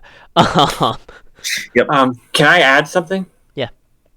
You do know that Hone is the symbiote that Kadan had. Okay. Mm-hmm. I think that doesn't register until after he's already in the room. It's like clicks, and he's like, huh. Mm-hmm. And he just sort of gets like a pensive look on his face as that information registers. And I think it's just gonna like just start like unzipping the duffel and just sort of starting to unpack, but there's like not much in there. It's mostly just like equipment that he pulls out of the bag. There's like a couple sets of casual, just sort of everyday clothing that he like kind of places in a drawer. The only other thing that he pulls out is a framed picture that he puts on the bedside table of 4 people in Starfleet Academy, like graduating sort of uniform. Mm-hmm. Clearly on varying like departments. Yeah, and it's very, very clearly on like graduation day that this photo was taken. And one of them is a younger looking Alec, there is a Bolian man in the photo, as well as a a human woman, and there is also a Trill in the photo as well. Okay. They've kind of all got like arms around each other, grinning, like only Starfleet Academy graduates can. And he just kind of like straightens that on the bedside table. Mm-hmm. Just for reference here, when do you think, like, just give like how many years ago, so I have a good set in my brain. How many years ago do you think Alec graduated from Starfleet Academy? It's 11 going on 12. 11 years ago. Okay, so more accurately, you were probably in the middle of like your cadet years. You probably lived through part of the Dominion War, which I'm sure that can, like, taking their optimism, and even after the Dominion War is over, those scars are still there. And I'm sure that had there's other things to add to that, but doing this as that completes, Juno reappears next to Commander Hone. Pardon me, Commander. I have to transfer myself over to the commander. Okay. Okay. Everything okay? I do not know. This is a peculiar rooming situation. Oh? There's a lieutenant on the third floor in one of the overnight agent rooms. Okay. I do not believe overnight translated into their intentions. Oh. Yeah, you should probably talk to the commander about that. I'll go. You go do that. I'll go talk to the lieutenant. Sounds good. And she vanishes. Before appearing for you. Actually, probably not before Jaloran first. Honestly, probably in front of Chakotay in the middle of like trying to prepare like some sort of food or something. Like, okay, I should be used to this. I should. I dealt with it for 7 years. I should be used to this, right? I would think so by now, Chakotay. As Jaloran walks into the kitchen. And you must be Juno. I'm gonna continue working on the salsa and all that. I'm sure you two have stuff to converse about. This way, Juno. And she gestures off to one of the side rooms. Okay. She will follow. Unlike earlier, she will walk there. She will not just blink around. Juno seems to have figured out Jaloran's preference. What brings you out this way, Juno? I gather there's something going on at headquarters? One of your requested command team members has arrived, and they were... well, the record is not entirely flattering. You must be referring to Lieutenant Caballo. Yes. They are currently residing in one of the agent overnight rooms and do have the intention, I believe, of using that room for the foreseeable future. Well, that intention will be realigned rather quickly, I believe. I figured, but I would imagine Perhaps it would be within the best benefit of the entirety of the team, and I do not mean to overstep my bounds as I am merely a caretaker for the facility, for the team to at least have a impromptu meet, whether that be on site or off. I would say let's start casual and let's do an off-site meet. In the meantime, I will settle Lieutenant Caraballo's accommodations. I believe we have some studio apartments nearby headquarters that would be far more suitable than the overnight suites.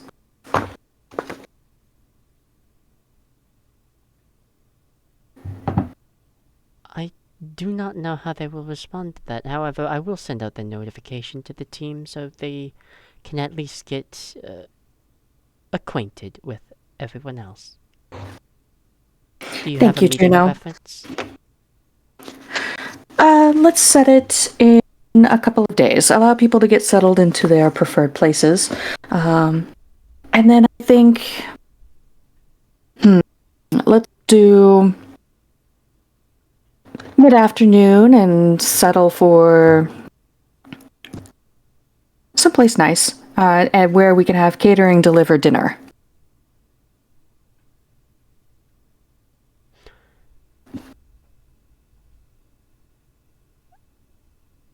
Would you prefer a much more... I don't want to say completely private setting, but something a little bit more... Secluded? Yes. Yes, that would be preferable. I have a place that seems fitting. I'll leave it to you then. Have a good rest of your day, Commander. I'll send you the location of the lieutenant's new apartment shortly. I will let them choose their comfort at their own leisure, and you to discomfort them whenever it becomes appropriate. All right, Juno. Have a good day. That is the third time someone has said that, and she'll disappear. Oh, I love them. But I believe, Lieutenant Commander Hone, you are... It doesn't take you that long to find the correct occupied room.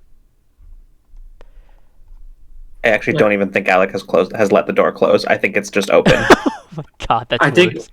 I think when Juno gets there, no, not Juno. They're not Juno. They're Tate. Sorry. Yeah, I was listening to Juno too long. I think when I get there, I stop for a second. I'm like, my eyes narrow. I'm like, Alec. I'll kind of like look over, like no recognition in the eyes. Yes, Commander. And it takes me a moment to realize, oh yeah, you don't. I'm Lieutenant Commander Tate Mahone, new host of the Hone Symbiont. I think Alec, he kind of like a very sort of like friendly grin on his face that just sort of like slowly drains away, and then he stands up and walks over, just sort of like looking you in the eye, like looking for something, and then he just gets a huge grin on his face and just gives you a huge hug. Like I think they hesitate for just a moment and then just goes back into the hug and laughs a little bit. Like it's been a while, my friend. It's been, yeah. You don't often reconnect with an old friend after death. Is that an impolite thing to say? I'm so sorry. I kind of live with it every day, so it's not really impolite to me. That's fair.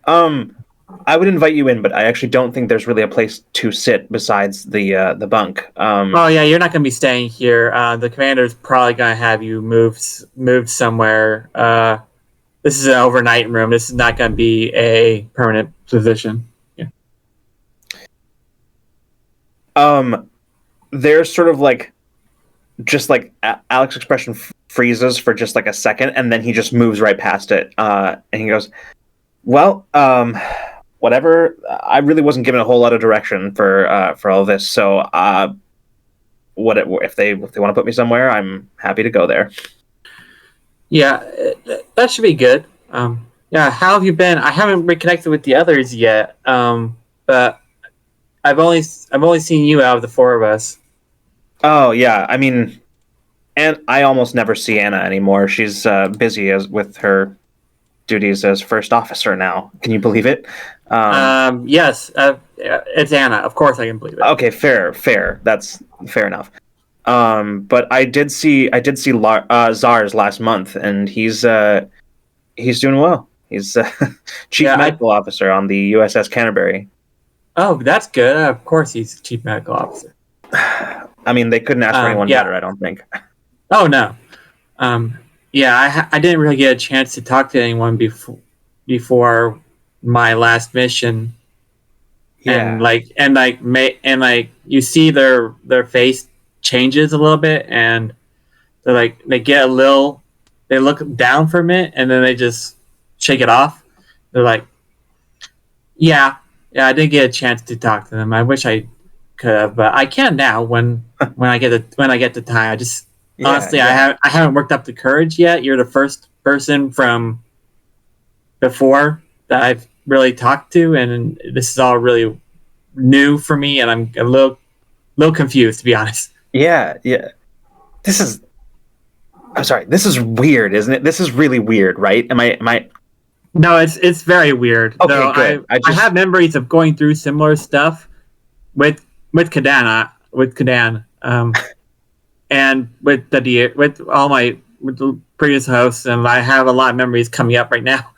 And it's 1 second, please. And you see, they do a thing that Kadan did when Kadan was a little stressed out, and they rubbed the side of their left eye, and it was like, and they just. Like you saw it, Kadan did it right before the night of their Kobayashi Maru.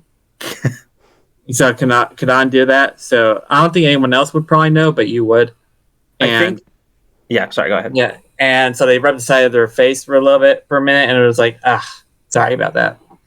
I think Alec, I don't know whether or not Tate noticed, but I think this whole time Alec has been sort of like, there's this weird like disconnect and kind of like tension almost, but after watching that, I think Alec relaxes for the first time since like this whole thing began, and just kind of smiles and it's just shakes his head and says, it's really good to see you, friend. It's good to see you too, Alec. It's nice to see a familiar face with all this. It's never easy, these first several weeks of being joined. You would think the symbiont knows more, but like it's never easy. And I'm a little confused, but I can't even imagine. Yeah, it's 5 lifetimes worth of memories in my head. It's a little disconjointed. I do seem to recall a lot of Academy days with you and the others, and those seem like fun, and it's just really nice to see a friendly face. Absolutely. At some point, you're gonna have to tell me all about Tate's experiences at the Academy. I'm curious to compare and contrast. I wasn't nearly as much fun as Kadan was. Well, sometimes I think maybe we had a little too much fun. Kadan wouldn't think so, but yeah. But I am a little different from Kadan, and maybe that might have been too much fun, but it's a fun memory that Kadan have. Well, I'm curious to know how things have changed since we were there. Well, since I was, you know what I mean. Yeah, I know what you mean. Yeah. As the group of you are kind of going through this, there is a personal, like, notification on all of your personal pads that is applied by Juno, which is a meeting, kind of directed by the commander of this Madrid field office, to which I think only Dr. Itherton has had any like direct contact with them truly in any like meaningful capacity. The rest have not, but it's a couple of days away, and you are given a location. And this is one of the first things that might be a relief for Kavai specifically, is a Type 8 shuttlecraft will send you there. Oh, very much so. This is welcome. But as you all have gotten settled into your places, moving on to that, the meeting place that Juno has assigned for all of you, it's a beachfront area, but it's much like one of those almost like hibachi grills, kind of with the smooth air of the ocean and the ocean air, that salt like breeze, and the various like smells of foods being catered by I'm so jealous of this environment. as you are all positioned there, as all of you are directed to be there. This is the first time a lot of you are meeting, and I do want to know, Commander Jaloran, are you there first, like, ahead of time, or are you just going with the casual flow and everyone's kind of just showing up at different times?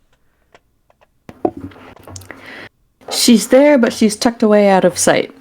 She wants to see how everybody else interacts first. Okay. Incredibly devious. I respect it. Yeah, the rest of you all arrive, and there is a couple of, just a couple of individuals that seem to be doing, like, any food catering and stuff like that, and there's... Dress code. Mm-hmm. Casual. Mm-hmm. Okay. I'm very glad you said that, because that's how Alec was showing up one way or the other. Oh man, you're gonna be a delight. But yes, all of you may take your seats however you feel like. And Casual as in like any civilian clothing, not so much dressed down uniform. I think Tate, out of habit from one of their past lives, who knows which one because they don't, is sort of assessing the building and like looking for hidden threats and all that stuff. I think that's partially because of their past lives, but also because they've just recently come from a not pleasant experience, so they're still a little on edge. It's only been a few weeks. mm-hmm. I think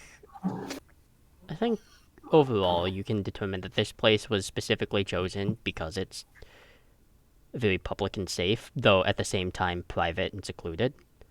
Because there's still people walking on the beach and stuff, but this is clearly something where it's like this has been quotations rented out, so those people, that's their space, we'll leave them be.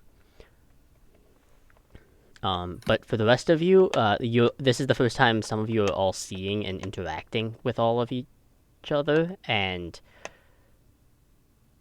maybe for you specifically, Alec and Kavai, you're getting a quick note of this is not the typical, like, standard, like, Starfleet, a collection of crew or team members. This is very different feeling.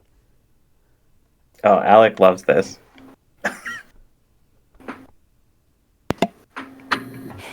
I am on edge, to say the least, but very alert now. Mm-hmm.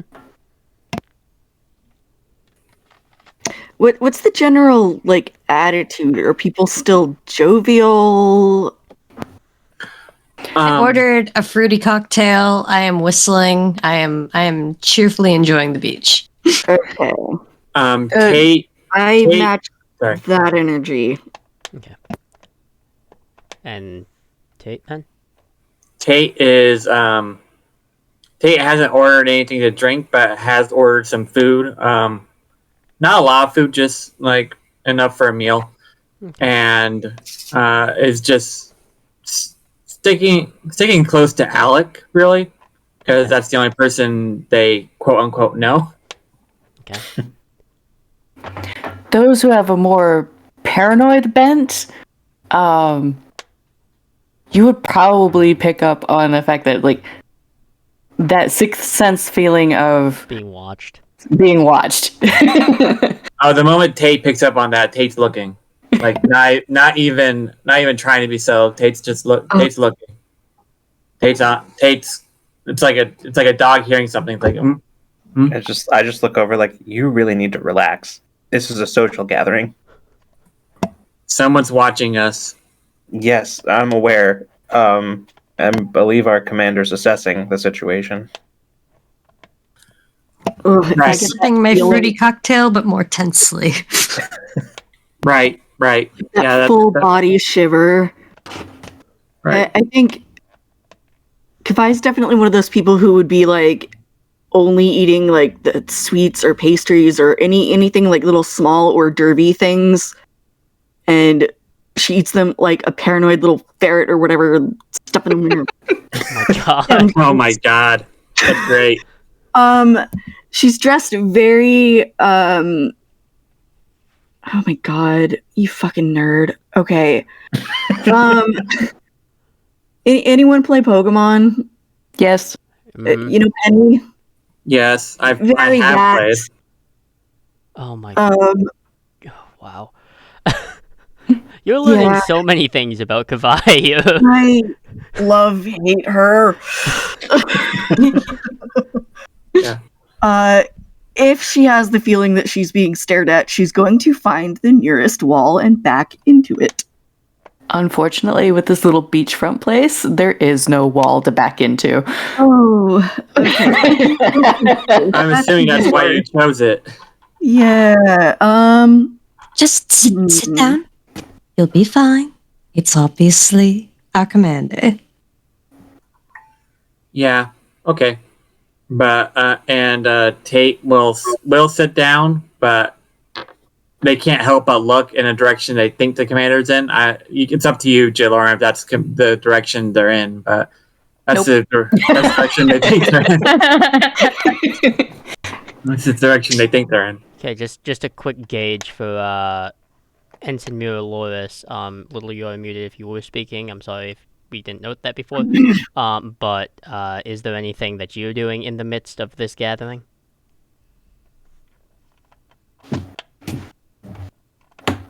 You are still muted if you are talking.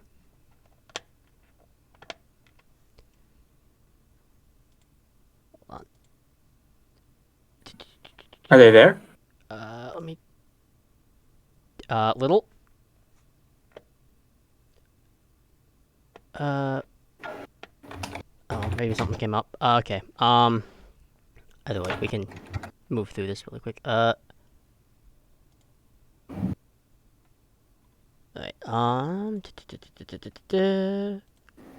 We'll continue either way. It'll still be enough to. What the there we go. Here, have a random dribble.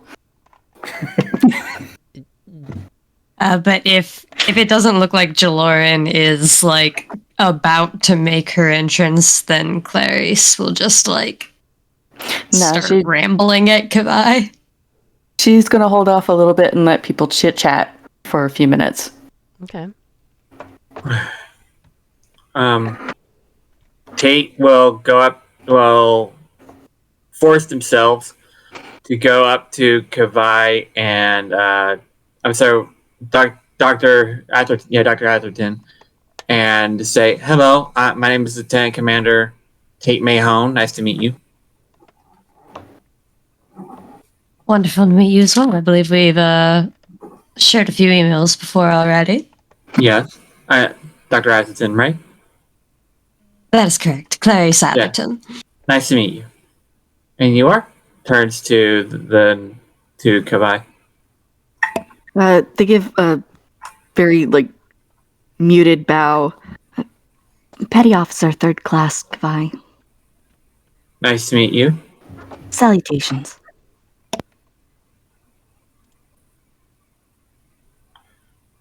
And Tate doesn't know what to say from here. And what division are you in, Kavai? Very much the awkward silence. Um, I mean, I did ask a question. yeah. What'd you ask? She just asked what division Kavai was going to be going into.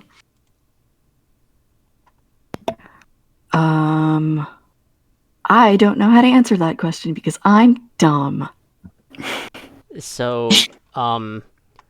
the correct term for this team is the Field Command team, which is the team that oversees the entirety of the Seoul Atlantic Field Office. However, your given speciality is a holographic scene forensic analyst. But other than that, you also don't know the full spectrum of your job because you, well, technicality, you're not supposed to be here. I think that really shows in the way she even tries to deliver it. She can't even get through her rank and title without stumbling, and it doesn't appear to be that she has those issues discussing anything outside of work. Mm-hmm. Okay. I think A lofty job title. Sorry, I didn't mean to talk over you. no, you're good.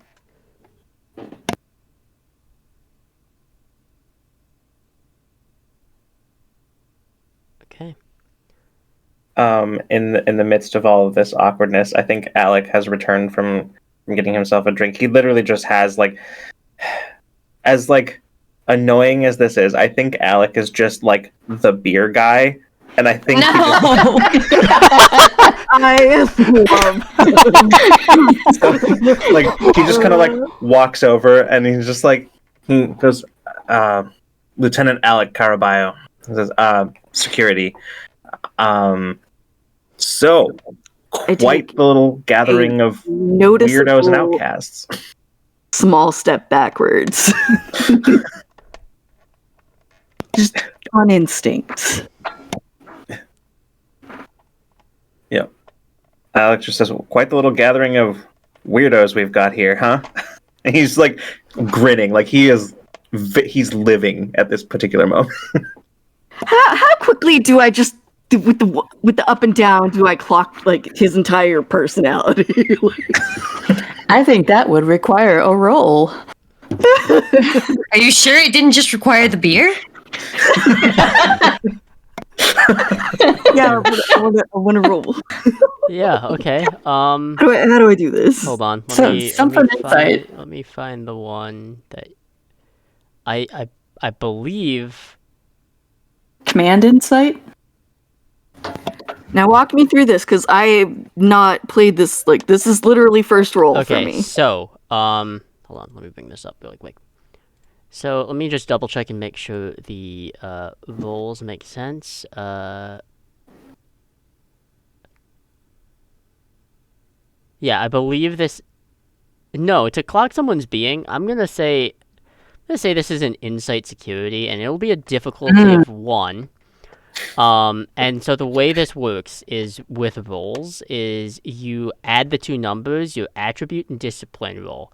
And so long as you roll, and you're rolling 2d20s here, unless you are adding extra stuff to it, but you're going to roll these 2d20s, and so long as your added value, so insight plus security, is equal to or lower than that, that's success. Okay. So my insight's 11. My security is 2. So you have to roll a 13 or under. Okay. And it's each dice separate. You would not add the dice together. Yeah. It's just the attributes and Gotcha. discipline numbers that are added together. Yep. So 2d20. Yep. And we're accepting physical dice rolls from players? That is fine. That is absolutely acceptable.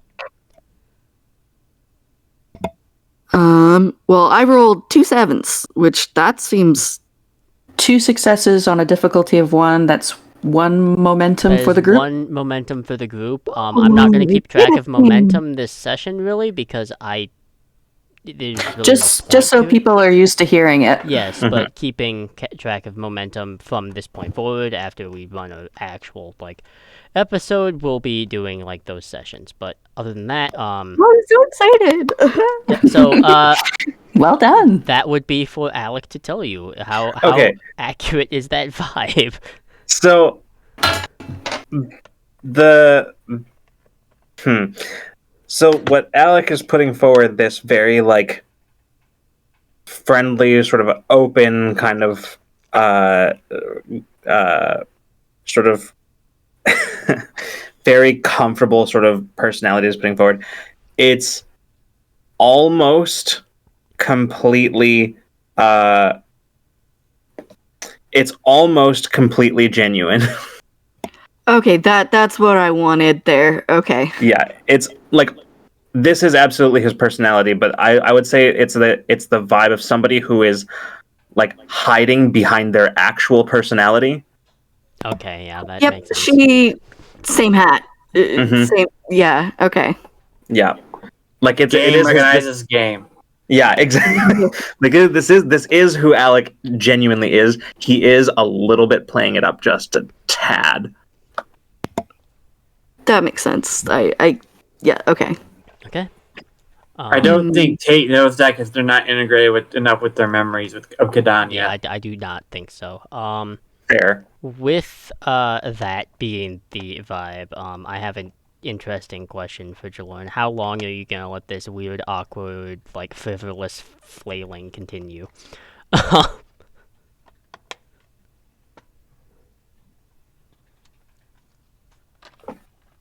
If she doesn't control us soon, then I'm going to start espousing the virtues of my wife. And nobody really wants to hear that, I'm sure.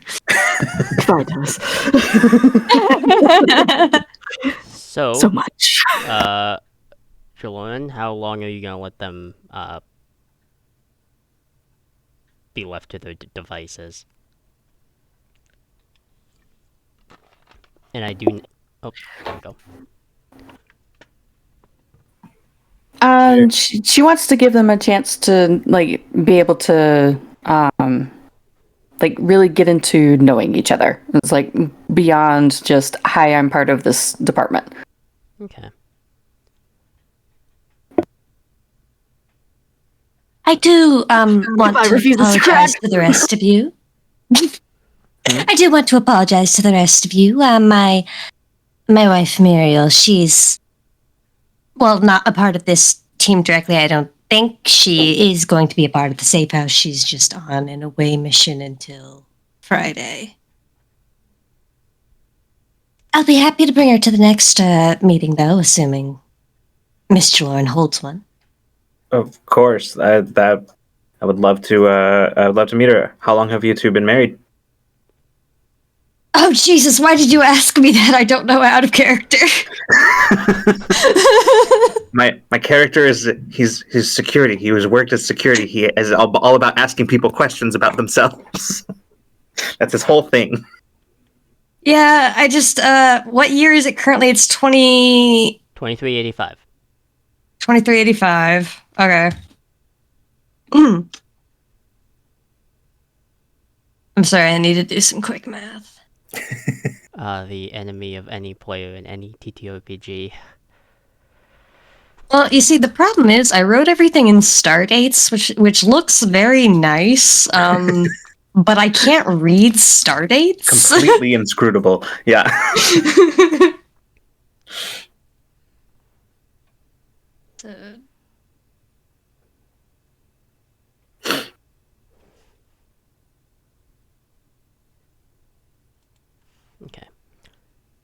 Fuck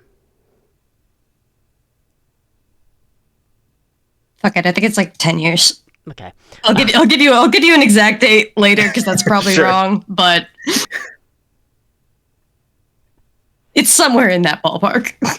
All right. A little bit less than 10 years. I think like 8.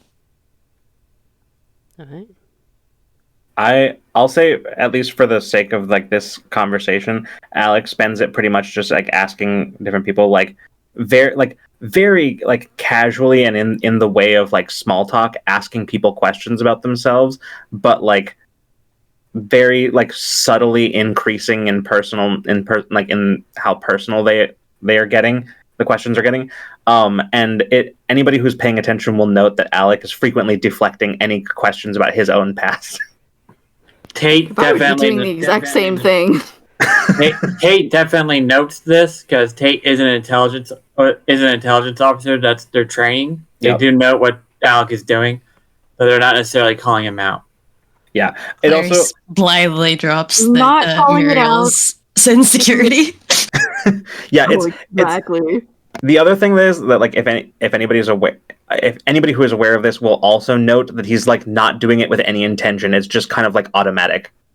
This is just immediately like 5D chess. Like, Yeah, I mean, like Alec, this is just his personality. Like this is what he does. It's just reflex at this point. He's doing it because he doesn't really know how to have a real conversation. So, Bro, we're all in intelligence. Yeah. Tate will answer most questions, but if you ask about their parents, they're going to deflect that because they don't want people to know yet. fair. Then I guess Clary would, since you all seem to be very inquisitive people, she would pretty easily divulge that she's been working in Starfleet HQ up until like for her recent history as a civilian contractor, and is being transferred to the safe house alongside Muriel. Mm-hmm. And she looks forward to working with you all. Please bring her many explosive devices to defuse. Please bring her many scientific marvels from your travels. And if you have any requests, she is basically her doctorate is in weapons engineering. if I just looks at you just with so much fascination. And you guys would all notice, like, she never looks at anybody directly, but you catch her, when you do catch her looking at people, it's like side-eye constantly. Of just like, I'm not looking, peep. She's a little bit she's definitely interested in asking all of you specifically about your academic histories. So she would manage to like wiggle that question into like she'll shoot that to each of you basically. But other than that, she will not answer many questions that don't share the information I already gave, and that she is happy to gossip about like basically anything. She's willing to gossip about anything that isn't about herself or her family. Oh, valid. Yeah, we're all so I feel like intelligent. I need like a lie counter to balance this out, because I've heard a couple people mention stuff where it would be, you guys would be on her so fucking quick. But to move things along a little bit, I think at this point, everyone's kind of, sort of conversed a little bit and have gotten used to each Also, other. I'm back. I'm really sorry. I have no actual, how do I say it, explanation on why I disappeared. I'm so sorry. You're fine. Hopefully you've gotten that little briefing in the chat, but also, I think, Shalom, you've probably seen what you've needed to see out of this, and, whether they know it or not, these kids are gonna need a lot of work. They do. Well, and while they gradually become absorbed in sharing and not sharing chit chat, like she she has managed to slide into the group and is currently behind Kavai. I think when Tate sees you, Tate just like goes, it's just like, whoa. Hi, Commander. She just smiles back warmly at them, and she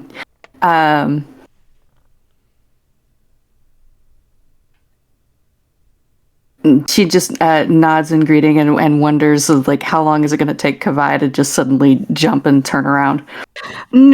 She, on that note, she is stock still, dead silent. Whatever conversation they were in the middle of, that's died in her throat, and she's looking at the floor. I'm glad to see everyone made it. Quick thing to note, for those who are paying attention, Tate's not wearing a phaser, but before they recognized it was the commander, they went for a phaser. Okay. It was not subtle. For Mira, she is mostly just standing, kind of not exactly. Oh, okay, she's standing more like away from others. She's like, yeah, Mira, meeting ya, because she's far too afraid of saying some weird and rude bullshit to actually, trying to mingle and try to. Okay, yeah, that makes sense. Yeah. Can I, if that's the case, then I feel like, just if I can request just a brief moment, because I feel like Alec, upon seeing that, makes it a point to go stand by her. Oh my god. And just like introduces himself, Lieutenant Alec Caraballo. You're a goddamn menace.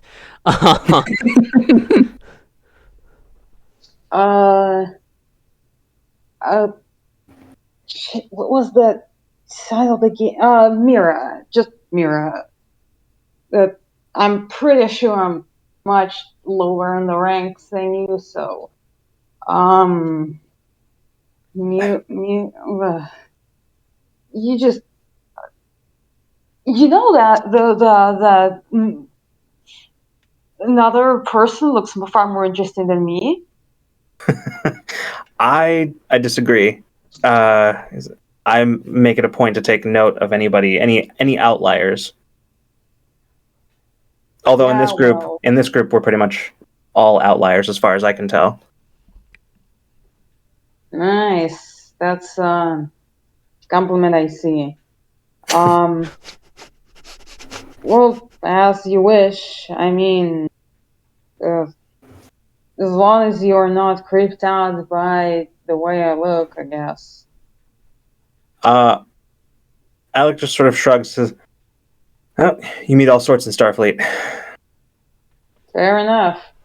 Fair enough. Which department are you working in our in this grouping here? Could you believe medical? That would not have been my first guess. Yeah, You've got this look in your eye that says security. Oh, my dude, listen, dude. You got that thing. Oh my god. How long did it take everybody else to get that? It just took me a sec. It took me a sec. I forgot. Longer than I care to admit. She's like literally just laughing so loud. It's kind of like hold on, head turning. She's like slapping her and you're like, dude, you're a fire. 1 second. Sorry, I just have to mark this down. We're gonna have a pun counter here, so pun jar for our punishment. Listen, no, it's in-game thing. I'm not counting all this, otherwise y'all get out of control. I have no idea what you're talking about, Joe. God. All right, but yes, Shalom, you are behind Kavai. Kavai is probably not having it. Frozen. Well, I would say not directly behind, but a little off to one side so that she can, like, Does that matter for looking Kavai? looking over the shoulder anyway. Okay. But it's like anybody looking at her, you can tell like she's completely relaxed. Like she has clearly been observing for a while. I think Just get this slow wave of visible exhaustion.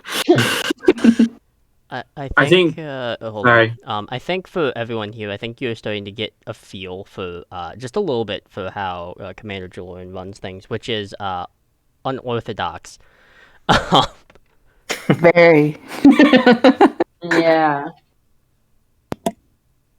I And think the imposter syndrome is tangible. Okay. I think Tate is mildly kicking himself for thinking Jelana was in the other direction. Yeah. All right. Yeah, Mir just happy that someone is not looking at her like she has like like she Oh, has it's not no me in eyes trouble at all. today. Oh, no. She's just glad that someone can just laugh at this Mm-hmm. her situation. Let me double check something really quick. Yep. Okay. So, Shalom, is there anything that you, as a team leader, wish to get across with your new team that I think all of you are putting together in your heads that you were not chosen so much by Starfleet as you were chosen by the commander?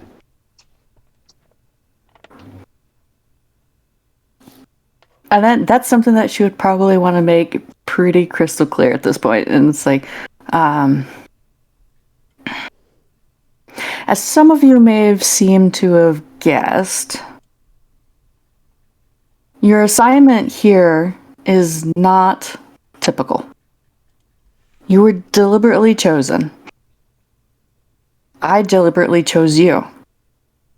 I gathered you all here together for individual reasons and for collective reason, all of which you'll learn over time. But we will be working together. This is our command team. So we gotta learn to get along with each other. Because you are becoming the role models for what will happen in Safe House. You'll be in charge, but you answer to me.